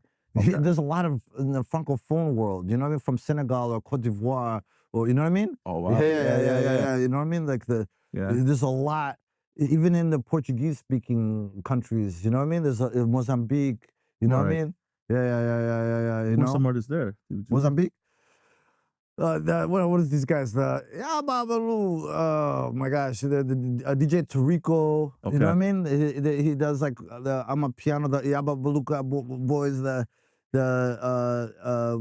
That's Mozambique. This is a lot. Like, are you connecting with these people? 100%, man. Oh yeah, 100%. Us like Yeah. All my questions to you are very sincere, but Yeah. I find it incredibly impressive that you've been in this game for so long and you could, the passion in the music is still very within you.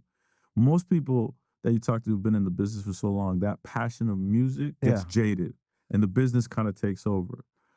And you still have it, like, I can see it, I can hear it. And people, I'm sure, at home will be able to hear it. Like, well, because the thing is, this is, I maybe that's where I'm lucky. You know what I mean? Where I'm always discovering new stuff. Like last week, I was just listening to a lot of core out of Philadelphia. You know what I mean? Yeah. And literally, I go one album, then I'm like, oh, now I need to listen to the next album, or I'll get invited to a show like Call the God. Like I got invited to a show. Dan and Henny and them were like, yo, come to our artists in DC. Come to pull up all you go just to support. And then you get to the show, you're like, this is incredible. You know what I mean? So it's one of those things where I was like, okay, maybe that's where the kind of the luck comes in, where I just keep on stumbling upon new stuff that's dope. Like, is that what you've been with Lucky? And maybe I go in there like not expecting it to be as dope, and then I'm like, my mind gets blown, and I'm like, oh, you know what I mean? Yeah. You know? I don't know if that's lucky that you're stumbling. Or blessed. Let's say blessed. I think I would say that you're blessed that you still have the capability to still love music the way that you do. Yeah. That's a blessing. No, that's a lot of people in this business pretend like they still love it. I think what happens is when you get older, there's like a musical menopause. You know what I mean? when people stop, they stop. They stop.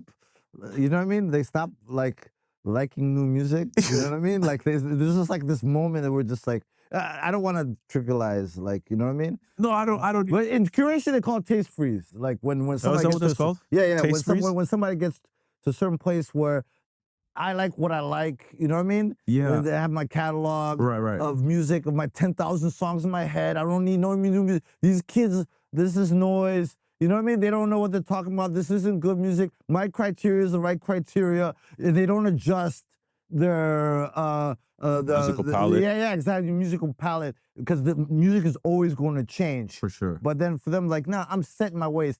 I like what I like. I like lyrical rap. I like songs that make girls shake their booty, or I like songs that gangster or street, you know, or and I have enough, or you know what I mean? I have enough. Yeah. Right? So I think that happens, and when a lot of executives, including managers, No. I'm talking about this, including is get to a certain place and you're like, you know what?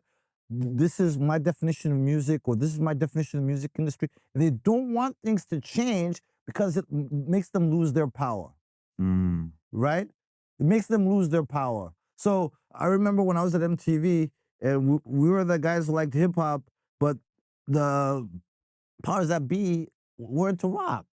You know what I mean? Right. And they grew up on the rock and roll MTV, and they wanted to keep.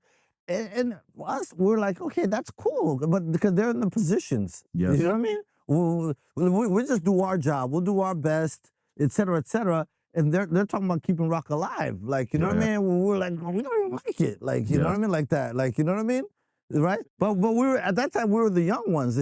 That's actually a dangerous place for hip hop, by the way. That's where they go back to Gen AI thing, is where people are resisting change, right?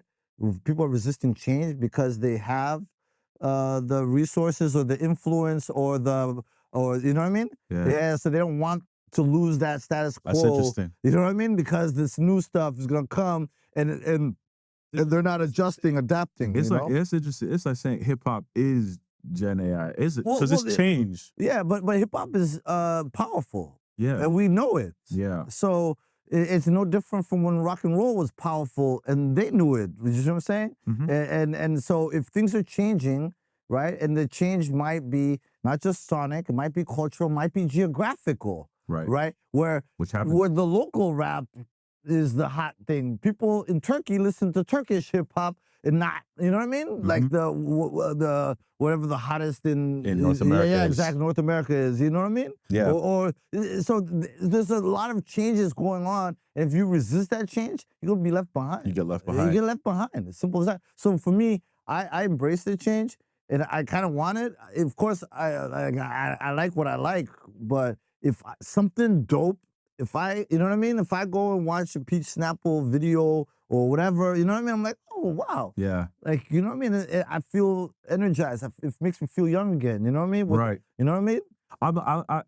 I'm in the same boat, not like you, to be honest, like, because it is, for me, music of today and new artists, they don't excite me as much as they did before, but it has nothing to do that I don't like it. I'm just like, I like what I like, but to that point, I like what I like. So when I hear somebody new, I don't care if they're not from my generation. If the shit is dope. But you get paid to listen to music. The shit is dope. The shit is dope. The average person doesn't get paid to listen to music. That's right. The average person has real life responsibilities. Yeah. You know what I mean? When they're talking to their friends, they're not talking about the music. They're not going to the club. They're talking about they're talking about like what schools the kids go to, or they're talking about like, man, that tax bill, or they're talking about, oh man, I just had a doctor checkup and they're saying that I need to go do this, or oh man, so and so, this is happening to so and so, or these guys are getting divorced. Or they're talking about real life shit. Yeah. So what happens is we get paid to listen to music. So you know what I mean? So it's easier for us to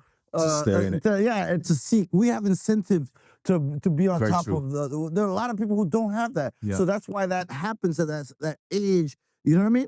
And then even in your job, if you're in a powerful position or you make a lot of money or whatever, you're like, I don't really want things to change because that messes my stuff up because I'm on autopilot. You see what I'm saying? I learned this shit. I paid my dues. And now you want to change the rules? Nah. They're going to use their power like, nah, it's not happening. You stay right there. That's the reason why a lot of the labels are just also losing a lot of their power because the music got democratized. Not everybody needed a label in order to become successful. That changed a lot. Labels that resisted that for the longest time up until recently. Now there's a lot of distribution companies within those majors because they realize, well, things have changed. We don't need to give them all label services. And then there's a lot of information out there, like you're saying. You know what I mean? People are like figuring it out themselves where a lot of that information was guarded. You had to go, you know what I mean? Read that book. Yeah, Donald Passman. Listen, man. Yeah, I read that book when I was an intern. You know what I mean? Yeah, I read that book when I was first managing Jesse. And you know who gave me that book?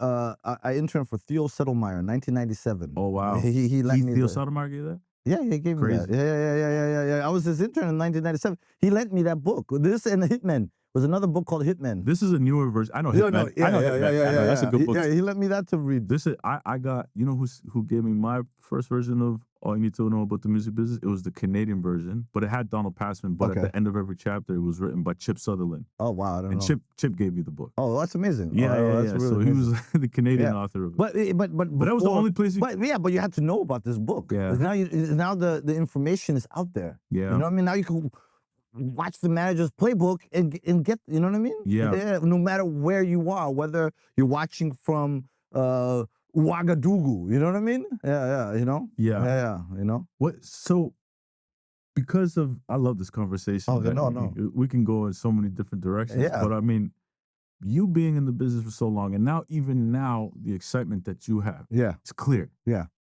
When you see, and it's harder than ever. Yeah. For an artist, internal team, to really make noise. Yeah. What are some of the things that you think some artists should be considering when they're putting out music? And I would say specifically to the platform, to the place that you work at, YouTube. Yeah. Like, what's a good rollout strategy versus a lazy rollout strategy? That's good. I think a good rollout strategy is you have the pre-release stuff, you have the release time stuff, and then the post-release stuff. That there's like a follow-up. You know what I mean? And then that you're actually making an attempt to extend the shelf life. Okay, so give an example of each. Pre-release, I don't know, going live or, you know what I mean? Doing something special, art tracks, you know what I mean? Lyric videos, visualizers, etc. Release time. Maybe that's when you go day and date with, you know what I mean? Right. Like your big, you know what I mean?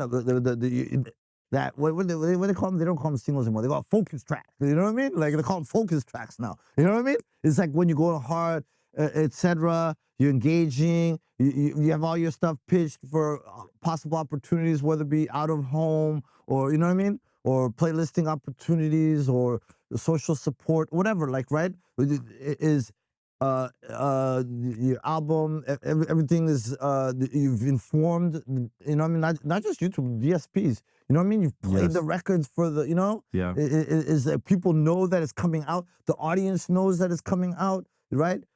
By the way, I'm just giving like general broad, like not, you know what I mean? Like, yeah. But feel free to go a little deeper. I mean, because like nowadays it feels like that people reserve their stunts or gimmicks or the you know what I mean, or the T, you know the T, like TEA, like when you know T when you're like it's like they're waiting for the album. That's when they're gonna drop the T. Yeah, you know what I mean? Okay. You know, like I'm not following. We're sorry. Like tabloidish stuff. Oh. Yeah. They're keeping quiet about something until the album comes out. Yeah. You know what I mean? And that becomes the. I'm not gonna lie. I think that shit is corny. But it happens a lot. We see it. You know what I mean? It does. So the solid ones is even post. I think that shit's so corny. Even post release. You know, this is what I tell people. And this is the example I use. Shoulder content. Like is. What's that? It's like, okay, so think a sports show where you have the game. Okay. Where you have the pre-show. You have Kenny Anderson and Charles Barkley, et cetera, et cetera. or game day on college football, ESPN. I'm an Iowa Hawkeyes fan, so I watch college football season. I'm like, you know what I mean? Yeah. Watching game day. Then you have the big game. Then you have the post. You know what I mean? Post-game conversation. Yeah. So this is the head. This is the shoulder. You know what I mean? These are the shoulders. You know what I mean? Gotcha. So your main attraction is the album or the premium music video. But you're doing all this stuff. That's the head. That's the game. Exactly. Yeah. Because that's the big investment. That's the flagship. That's the game. Yeah, exactly. That's the game. You know what I mean? Yeah. But you're keeping the conversation before, right, and after. You see what I'm saying?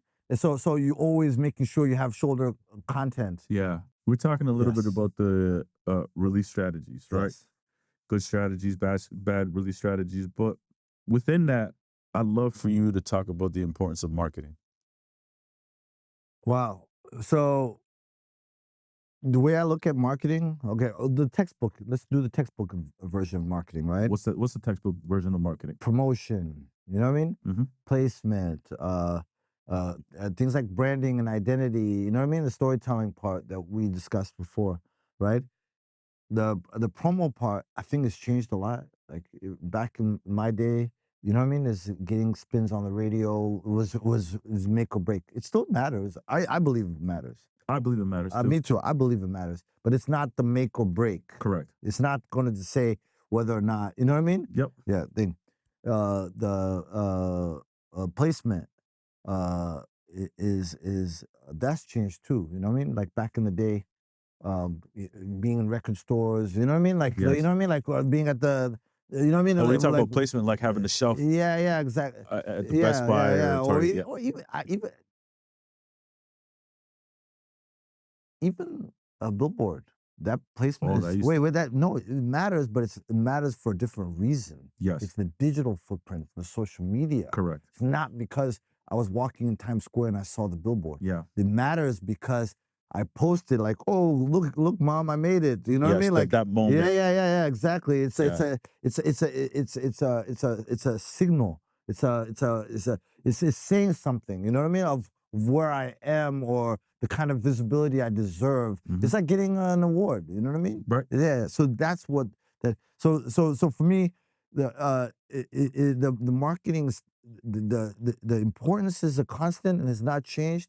How is the one that's constantly changing? You know what I mean? Now people, it's okay to do partnerships with products. You know what I mean? Who used to be called a sellout back in the day when you do that. Hammer was called he did popcorn chicken. People used to like insult him, and they used to like drag him. Like, you know what I'm saying? He was way ahead of his time. Right. You know what I mean? Way ahead of his time. You know what I mean? You know, the billboard is a great example of that.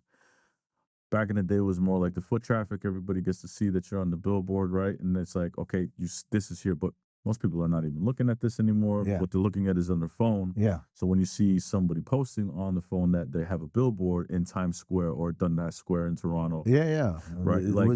It's like, it's a moment. Yeah. Like you said. Was it Eaton Center? Was it it's the Eaton Center right there. Yeah. They changed the name most recently. And is it? They did. I can't recall the name right now off the top of my head. I apologize, but it's Dundas Square from what I remember before. I remember when my last job when they had like Frank Dukes up there. The Spotify billboard is right on top of the Eaton Center. We did a Secret Genius thing in Toronto.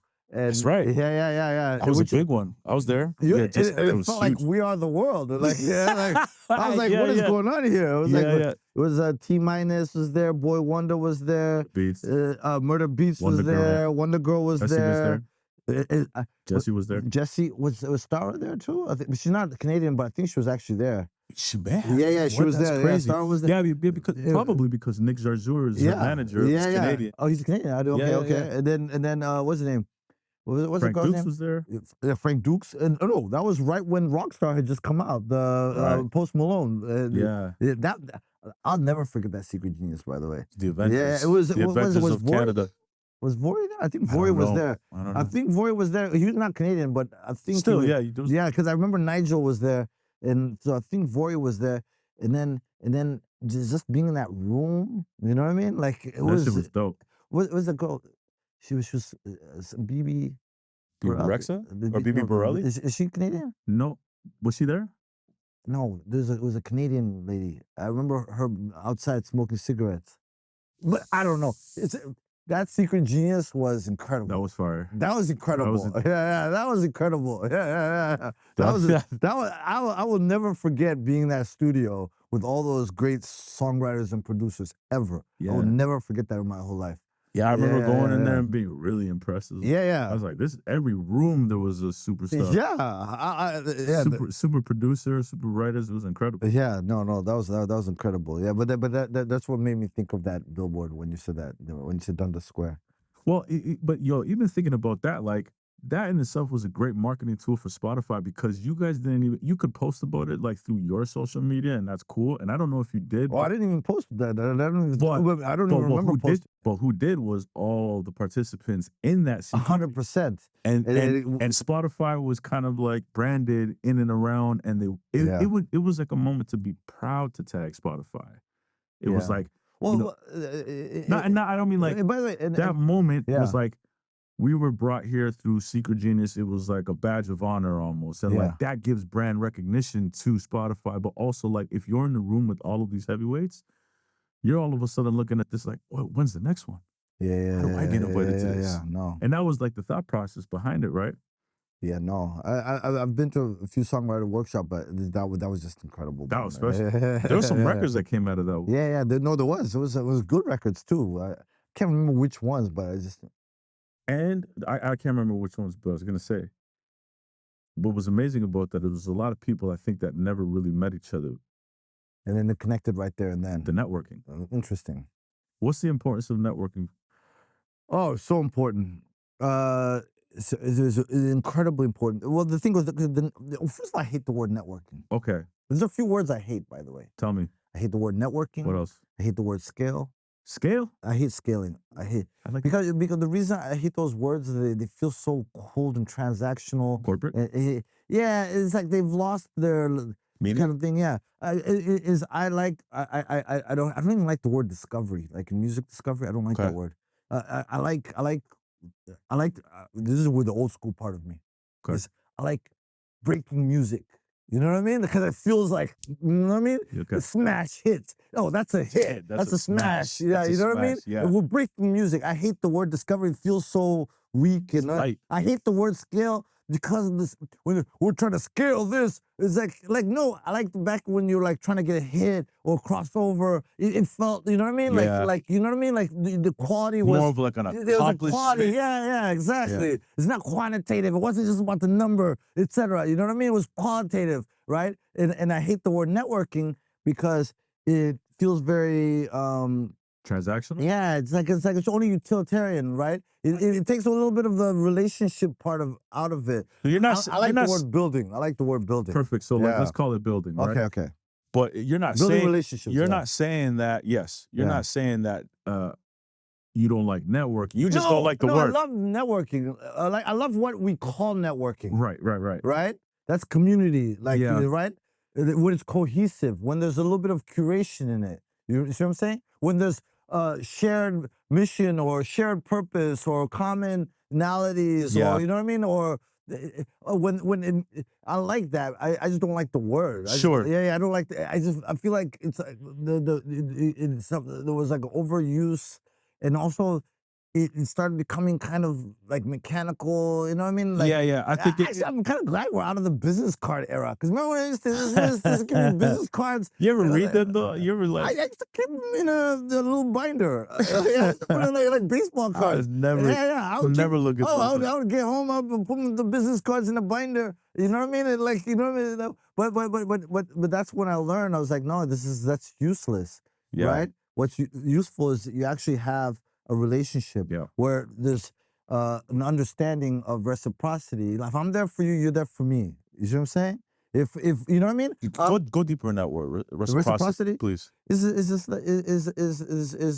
a return. It's that exchange.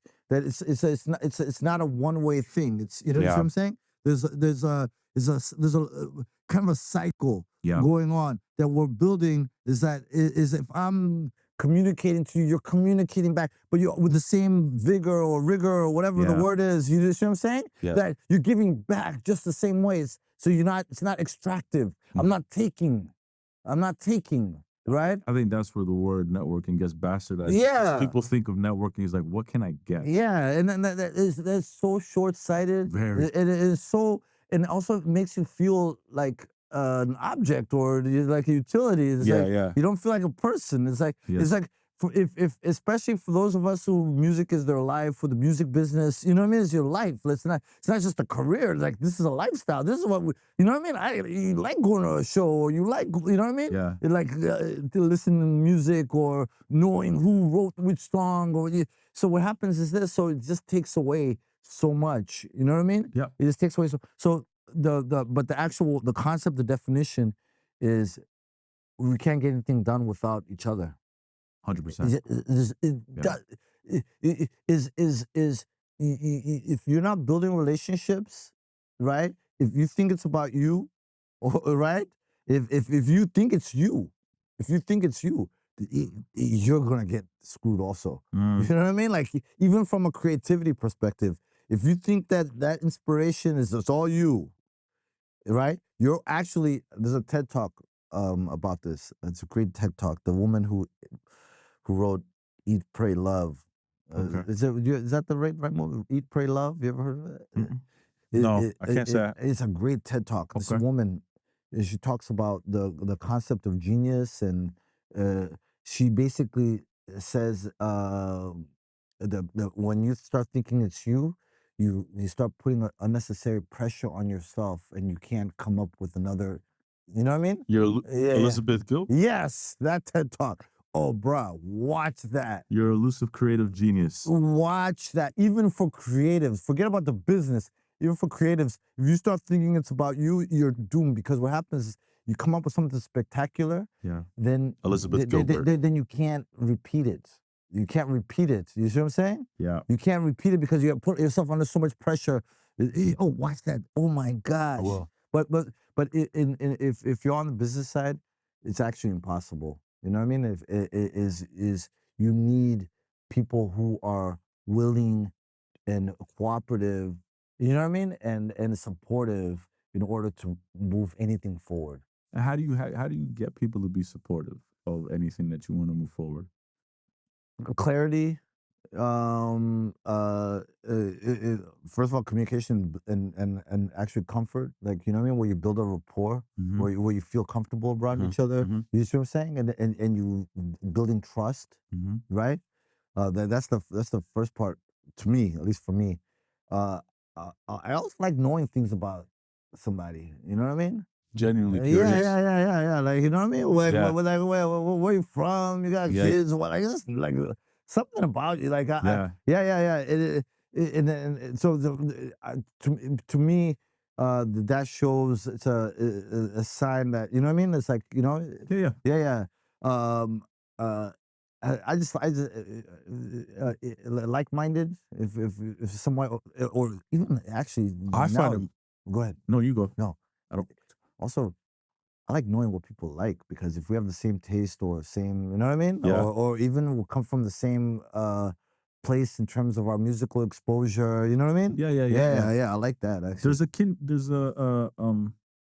Like the like-mindedness of somebody else that you're just meeting, and you guys have certain things in common. It's always great to build on. But I just find people fascinating. Yeah, me too. And the people that I don't agree with, I find even more fascinating these days.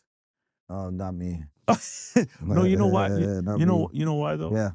Because I think there's always something to learn.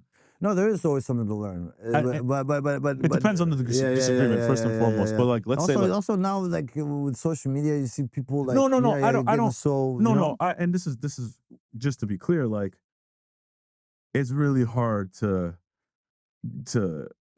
understand what somebody is thinking in a comment section of social media. This is like, I think it's tough for artists. Yeah.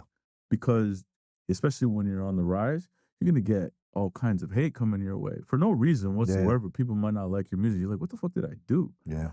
So in one sense, it's almost like better if the artists don't read the comments. But the unfortunate part is that the comments do also kind of give you information. Uh-huh. So it's tough for artists, right? But artists are incredibly sensitive and vulnerable people, which is like, that's what makes them great. Yeah. That's why we love the music. That's why they say things that we don't know how to say. Yeah, exactly. Right? Yeah. And then it just hits. And it hits. Yeah. It's just it like, wow, hits. you're saying the thing that I've been thinking I can't really put it into words. That's what makes a great artist. Yeah. So I don't mean it in terms of like somebody who's trolling online. Yeah. I mean it more like in person. When I see somebody and I'm like, we just get to talking and they tell me like a perspective that they have. And it's a regular different from your own. Very different. You know who likes that? Leo likes that. Leo Cohen? Yeah, he loves that. Really? If somebody has a different perspective, you know what I mean? And the challenges, he loves that kind of diversity of, you know what I mean? Thought. Of thought. Yeah, he likes that. I think we were the he even, I think he respects when there's somebody who brings some valid points, etc. That's what I But a lot of I people appreciate. don't like that though. Because I think it threatens their identity. It's possible, yeah. That's possible. I think that's, and I try to remove. Yeah, because especially if you think your stuff is the shit. The truth. Yeah, the truth. 100%. Yeah. And, but I think also like, that's also part of the reason why, you know, for me, I think it's helped me in my career a lot is because I'm always open to these new ideas. Yeah. AI. Yeah. Gen AI, for example, right? Like I'm open to the conversation. I don't close it down immediately because I try my best. And I heard this from, he said something that was amazing. What's his name? He's the philosopher, the black philosopher. Cornel West. Dr. Cornel West. Yeah. Incredible thing he did in masterclass. No, he said, everybody is dogmatic, no matter what. Even the thought of you saying that you are not dogmatic is dogmatic in itself. Wow. It's brilliant. And I think to myself, well, I do my best to not be dogmatic about things, but we're human beings. That's just how we are. You want to know the Cornel West that blew my mind? Tell me. So I worked on a documentary called Time is Illmatic. Yeah. So I it took 10 years to make that documentary. Right. I only worked on the first 5 years, right? Right? Right? Only the first 5 years. So in the early days of that, this didn't even make the cut for the documentary, but so it was incredible. But I'll never forget this. We went down to Princeton. He was a professor at Princeton at the time. And we went to me, 19, Eric Parker, and we went to interview him, and we asked him about Life's a Bitch. Right. And first of all, we didn't realize that he actually listened to Illmatic. Like, you know what I mean? We didn't realize it until he started getting to the details. And he said, Life's a Bitch samples Yearnin' by Gap Band, right? And Gap Band was named after Greenwood, Archer, and I think Pine Street. I forgot the P. But those are the streets in Tulsa that were ravaged by the Tulsa race riots. That was Black Wall Street. Yeah, Black Wall Street. Yeah. When Black Wall Street got the racists burned down Black Wall Street, and then so he says, so when I hear Life's a Bitch, I'm hearing the ancestors who got their houses burned down saying life's a bitch through Gap Band's Yearnin'. Oh, and I was like, the way I just said it doesn't do justice. The way he but I get the like algebra. You know what I mean? In the car. Yeah. I was like, whoa. He broke it down like algebra, like X equals Y equals Z, whatever. I was like, I'll never forget. Like, whoa. Like how did you take Nas Life's a Bitch to the Tulsa Wall Street getting burnt down by racists? Like, you know what I mean? I'm not surprised. I mean, he's a brilliant mind. No, first Dr. time West. I ever heard him talk was in a Tupac documentary. It was like 90, maybe 99, 2000. I feel like it was an MTV documentary. Probably like Resurrection or something. Oh, was it Resurrection? I don't know. The MTV one was Resurrection. Maybe that one that came on in theaters, right? Yeah, that was in theaters. So yeah, that was a big release. That was a big one. Yeah, that was. Were you involved in that? I was not. I think it was a woman. I think her name was Lauren Lazen, and then I think Dave Cyrilnik was involved in that. That was where it was narrated by Pac. All interviews by Pac, right? But that was News and Docs department. I was in the Music and Talent department. Okay, so that was News and Docs. Yeah. And then MTV Films at that time was like it was like imprint on Paramount, right? So Paramount Films, that's where 8 Mile, Napoleon Dynamite, Hustle and Flow, all those like MTV films. While I was there, Wow. yeah, but I think 8 Mile was right before I got there. But or maybe it was around the same time. I can't remember. But that was, you know what I mean? Yeah. I think that was, 8 Mile was like around, I want to say 03, 02, 03. yeah, 02, probably was at 02. 02. I was at MTV. Yeah. I was there. Yeah. I was there. Yeah. Because I was there. I was at MTV when that, but that was from that pipeline. Yeah, we were on the 25th floor. That was 29th floor. you working at all these companies for so many years, what is it that you think Abe gave you the ability to continue to build and grow in this business? And you know, it comes back to what you just said, but from a different perspective. Tell me. You were saying that you appreciated other perspectives and opinions or etc., right? You like to engage.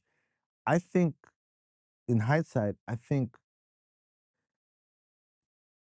I have had no choice but to always deal with other cultures because I was always kind of a foreigner, right? So when I moved to America when I was a kid, I didn't even speak English. You know what I mean? I had to learn the culture. We moved back, but we didn't go back to like Rwanda or DRC, or we moved to Zimbabwe. When you were like 12 or 13. Yeah, yeah, exactly. Yeah. So now I have to go learn that, etc. So I built inadvertently like intercultural competence where I had to deal with people from other cultures constantly, right? And even myself, I'll have a few cultures within me, right? Okay. Yeah, Genuinely yeah, in yeah, me. yeah. It's like mixed. Yeah. So I feel like in these organizations, you have to deal with people from all kinds of cultures, and you just adapt to do your best to adapt to the organization's culture or to the people you work with. You know what I mean? So I think that in hindsight, that's what has been my strength in these places where I recognize it's not about me or the way I operate, but it's about, you know what I mean? Yeah, understanding the other person's perspective or the way that they, you know what I mean? Yeah, Their culture, yeah. And And we're dealing with culture. We're dealing with culture Sure. as a product, you Right. know what I mean? Or a service. If you think about music you think music is a service or a product? That's a good question. Is music I think it's a service. Yeah, it's a service. Yeah, I think it's a service. Yeah. I think at the end of the day, as an artist, you are serving your audience. Yeah, you're right. You know, that's what I think. Maybe No, the you're song is the product, but I don't know. I like it. Yeah. Ultimately, because what music does for people is it brings them what's the word I'm looking for? Emotion? Yes. Like it brings connection. Connection, yeah. Right? And like, oh, that's when we're talking about networking. Yes. Connection. That was the word I was looking for. That's what I like. Connecting. I like connecting. I don't like networking. I like connecting. Connecting. Yeah, because that means it landed. Yeah. That means after we engaged, I even remember your name, or we exchanged information because we want to connect more. Yeah. That was the word I was looking for. You just said it right there. Okay. I didn't have it at that moment. I just said build, but that's what you know what I mean? It's important to connect. 100%. Yeah. 100%. Even when you're doing music curation, right? I used to always say that the difference between, let's say, a music program or music curation, the music curator is trying to connect. This is telling a story that makes it connect. It's the difference between a beat maker and a producer or a cook and a chef. The chef is trying to, you know what I mean? Create like some kind of reaction, whether it be the presentation of the plate or the taste of the food. They're not just trying to fulfill your hunger. You see what I'm saying? A cook is trying to make you, if you had enough. The chef is like, you know what I mean? Like whipping up. Chefing it up. Yeah. So it's a connection part. So that was the word I was looking for earlier when you asked me about the networking. I didn't like the word networking. I like the word connect. Yeah, Yeah. That's a better word actually. Yeah. How do we bring that into the language a little bit more? Yeah. Instead of networking. Well, because connect doesn't feel lazy. You know what I mean? Connect actually requires some effort. Totally. And it's mutual. It has to, you know what I mean? Yeah. It's not just like a boom. Yeah. Like I'm doomed. You know what I mean? Yeah. So is even when you're A&Ring or, you know what I mean? It's like, or you actually want the song that's going to, you know what I mean? Yeah. Stick. So that's going to connect. That's going to, you know what I mean? It's compound. You know what it is, man? It's also active listening. Yeah, active. Yeah, 100%. Yeah. Yeah, 100%. Yeah. And then there's a difference between listening to music and hearing music. What's the difference? You're listening, you're absorbing it. You're allowing it to infiltrate your spirit. Like, you know what I mean? Yeah. Hearing it, you're grocery shopping and Africa by Toto is playing in the background. You don't even, you know what I mean? You're not singing along. You're not paying attention to it. Nothing. You know what I mean? You hear it. You hear it, but you're not listening to it. Yeah. You know what I mean? Yeah. Yeah. How come have you ever thought about going to the labels, been approached by the record labels? How come you never been on that side, man? That's a good question. I have thought of it. Okay. I don't know. Hey, no. Hey, let me tell you. I'll tell you the full truth. Let me tell you the full truth. I always felt like I've seen it happen a lot where people go from a media platform or tech platform straight to a label job, and then they don't do well, right?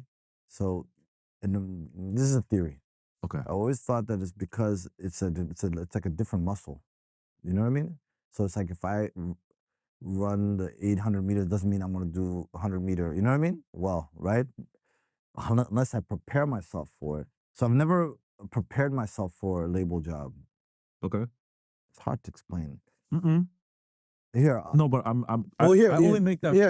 I'll give you an analogy a friend of mine has said, saying that sometimes when you're at these places, you're a buyer, and then the labels are sellers. You know what I mean? Yeah. So this is what a friend of mine said: is a buyer and a seller.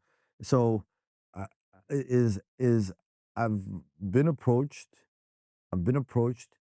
I've never taken it, like, you know what I mean, to that place, because I was like, if I'm gonna do that, I want to be prepared for it. You know what I mean? Yeah. Do you, okay. And I'm not ruling it out. I'm just saying I've never been in that place where I felt like I was prepared to make that leap. You know what I mean? But that's kind of where my question goes a little bit deeper. And I say, and why? Why do you feel like you've never been prepared? I don't know. I mean, I've been good at it. You know what I mean? Like I like being a fan of everything. I like, you know what I mean? That's true. Because once you get to a label, does it make you nervous to think that if you worked at a label, you'd have to work certain records that you don't like? No. That's not problem. I think it's sometimes that when you work at a label, you have to drink the Kool-Aid. So I don't know. You don't want to drink the Kool-Aid. No. Like you have to drink the Kool-Aid. Like, you know what I mean? Like to be effective. When you're dealing with all the labels and all the managers and all the artists, you can actually have a little bit of like, oh, yeah, okay, all right, it didn't do so well, or you know what I mean? It's not my cup of tea, but it's the audience's cup of tea, or there's a little bit more. The way I like to enjoy music, or the way I like to enjoy the music industry or the music community, right? Because I think that there's a difference between the music industry and the music community. You know what I mean? Music community, also the fans and the, you know what I mean? And critics and you know what I mean? And the influencers, everything, you know? So music industry, music. Interesting. Yeah. So community. So the way I like to, so far, media or tech platforms have been the places that, you know what I mean, have been able to do that. You always seem to be ahead of the curve.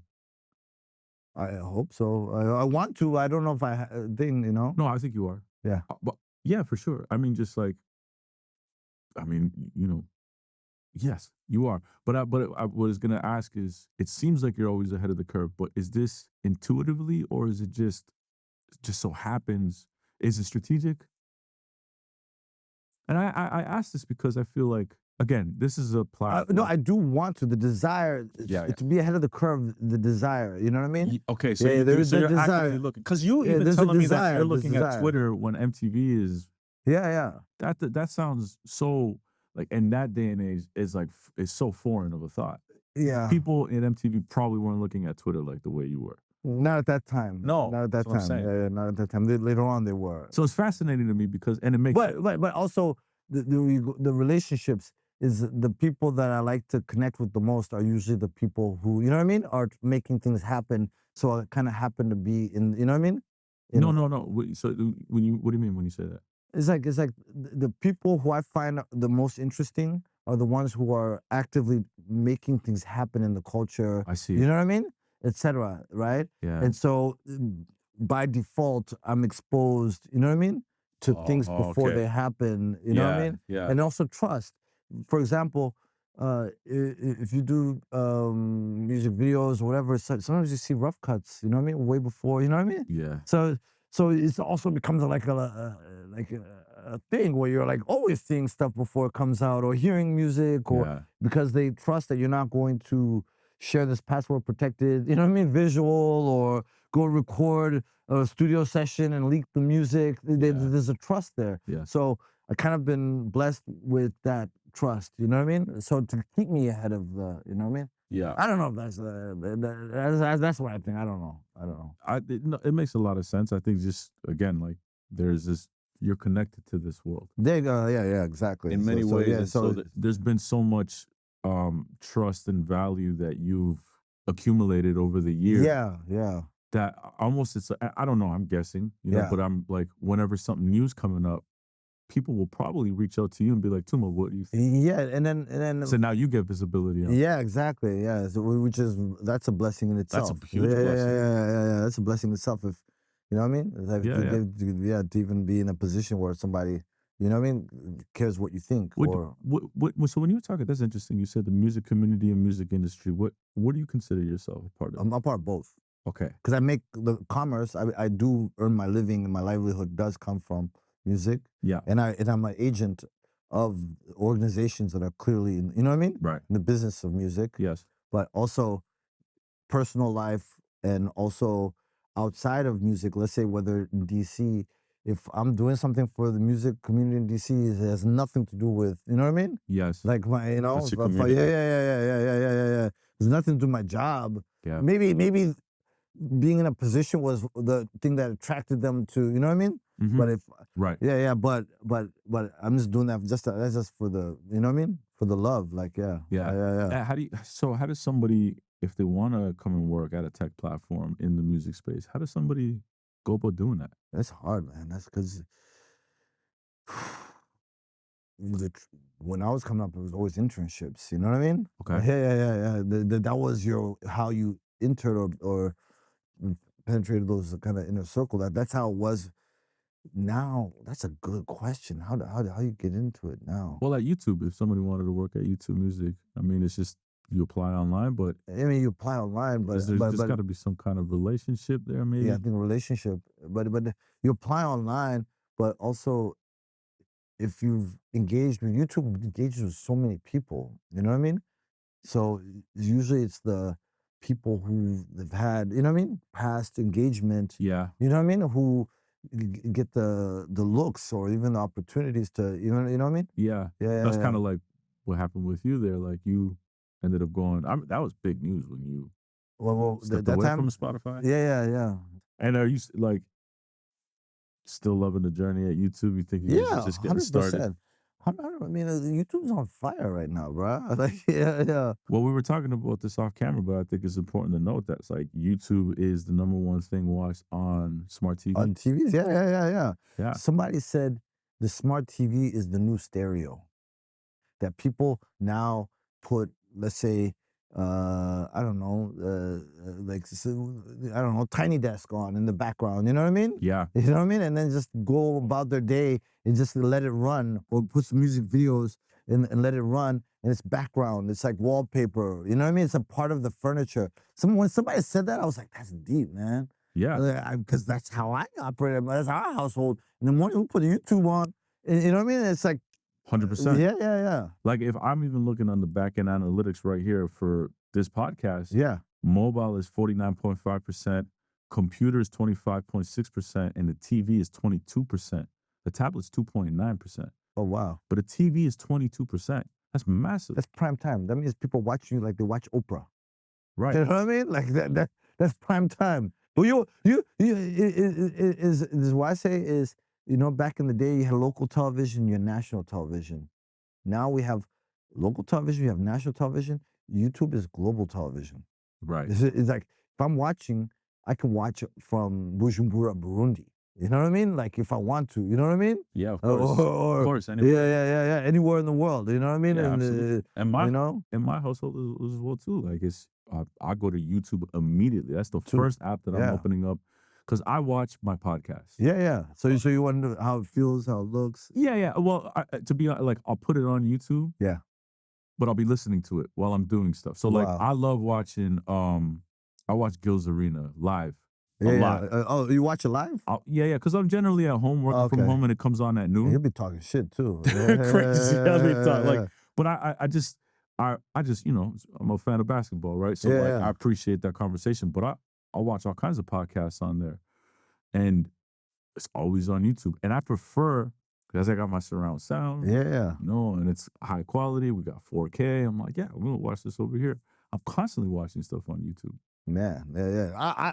I do at home. Like I work there, but Again, I'll run it. Like, you know what I mean? I also feel like there's nothing to watch on the other stuff. Like, at least the stuff I like. You know what I mean? Right. Like the stuff I like, it's on YouTube. You know what's crazy? This is gonna sound like an endorsement, like I'm getting paid by them, but I'm not. I'm just a fan. And here in America, you got the illest movies for free, and I'm down to watch the movie. Like I saw Godfather on YouTube. Wow. Like, it was there for me to watch. And I'm like, you have The Godfather on YouTube? This is crazy. Is that on transactional video on demand? Like, I don't even know what you just said, to be honest. Because what do you mean transactional video on demand? It's like there's like you can buy or rent movies like this. No, tab. it said free with ads. So you could watch it, but with ads. Oh, okay. I'm watching it all day. Wow. Free with ads. Canada, YouTube got to do a little bit of work about the movies that you could get in Canada. They're not like how they are in the US. Can I tell you a story? You can tell any story you want. So we just had Coachella. And people watch Coachella on the TV. You know what I mean? It's like you're like watching like a concert, right? Yeah. I was in South Africa the year Beyonce did Coachella. I was in South Africa, and I was gonna go to weekend 2. I did. Remember, there's 2 weekends, right? Yes. Weekend 1, all of a sudden Beyonce did Coachella, et cetera, et cetera. People were watching it there, and how I knew how big it was, I just happened to be in South Africa that weekend. I was with my mom. We're at the Oliver Tambo Airport, and this woman was like, "How come you're not at Coachella?" And I'm like, "Oh, why am I?" Yeah. How do wait. you know? First of all, how do you know? Do you know? I was like, I didn't know if it's like, like, what's going on here? Somebody like, knew whether you worked. Yeah. And then I was like, why do you ask? She's like, because Beyonce. I was like, oh. Did she know you were in the music business? No, I thought she might have known. Okay. So that's why I got freaked out. Okay. Right? And my mom has no idea what Coachella is. Like, Mom, that's why I'm going to next weekend. And when we get back to the States, that's what I'm going to. Yeah. Right? And then what I realized that moment is what I just said to you about the global TV thing. You know what I'm saying? Is that was the vehicle that, you know what I mean? Of course, you know what I mean? Yes. That people are watching. Yeah. You know what I mean? You know what I mean? Yeah. Overseas, et cetera, that all of a sudden we had this global television outlet. Like, you know what I mean? That's like, fascinating. Yeah. Like, you know what I mean? Like literally, like, you know? Yeah. And it's making people like global, you know? 100%. We're making things like Coachella global. Like, because Coachella back then used to be for the hipsters. Like, you know what I mean? Like, back in the day, until like Outkast and them were doing it, you know what I mean? Yeah. I used to look at Coachella as kind of like more, those are hipsters. Yeah. It was less for, it became like, it was like an indie rock kind of EDM-ish kind of, those kind of mainstream. Like, Absolutely mainstream from a global level. Yeah, Yeah. Actually, and then global is a better word than mainstream if you're talking about words, you know what I mean? Yeah, no, for sure. Yeah, mainstream. Yeah. What is mainstream now? I don't even know what it is. I mean, yeah, you're right. Yeah. Good point. I don't know. Man, I really appreciate this conversation over here, man.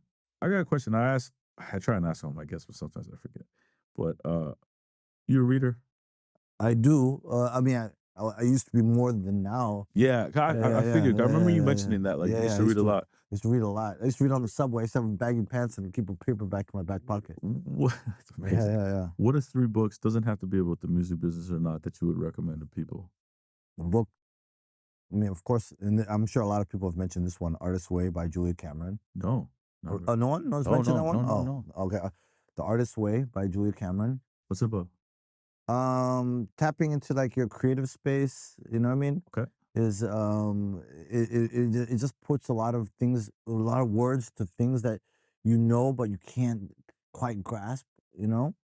The Artist's Way by Julia Cameron. Secret Handshake by Kathleen Reardon Kelly. Okay. Which is about what you were talking about earlier, like politicking. Right. You know what I mean? It's like connecting and or understanding or different it's like she's like organizational behavior professor. Oh, interesting. Yeah. Another good book.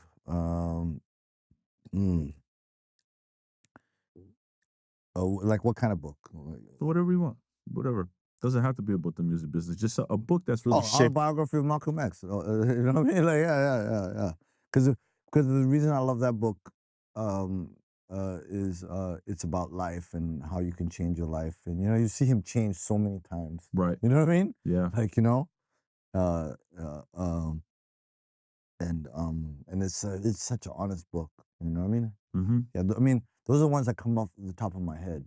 Yo, Tuma, man, I think anybody that has the opportunity to ever meet you, ever connect with you, talk with you, to work with you, no, they're blessed. No, I'm blessed. Yeah, no, but listen, all right, I'm gonna give you your flowers, man. Like, you've always been a champion of the artists. You've always been a champion of people. You're a good person, man, and like we need you in this business as long as possible.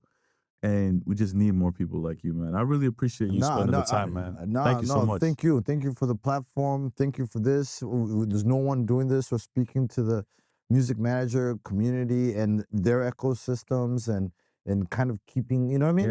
Yeah. Appreciate that. I try to go more like, it is music managers, but artists now and executives like yourself. I think there's so many different, there's so many different opinions and good opinions to have conversations about in this business. So thank you, brother. No, thank you. Appreciate it. Thank you. Thank you. Thank you. All right.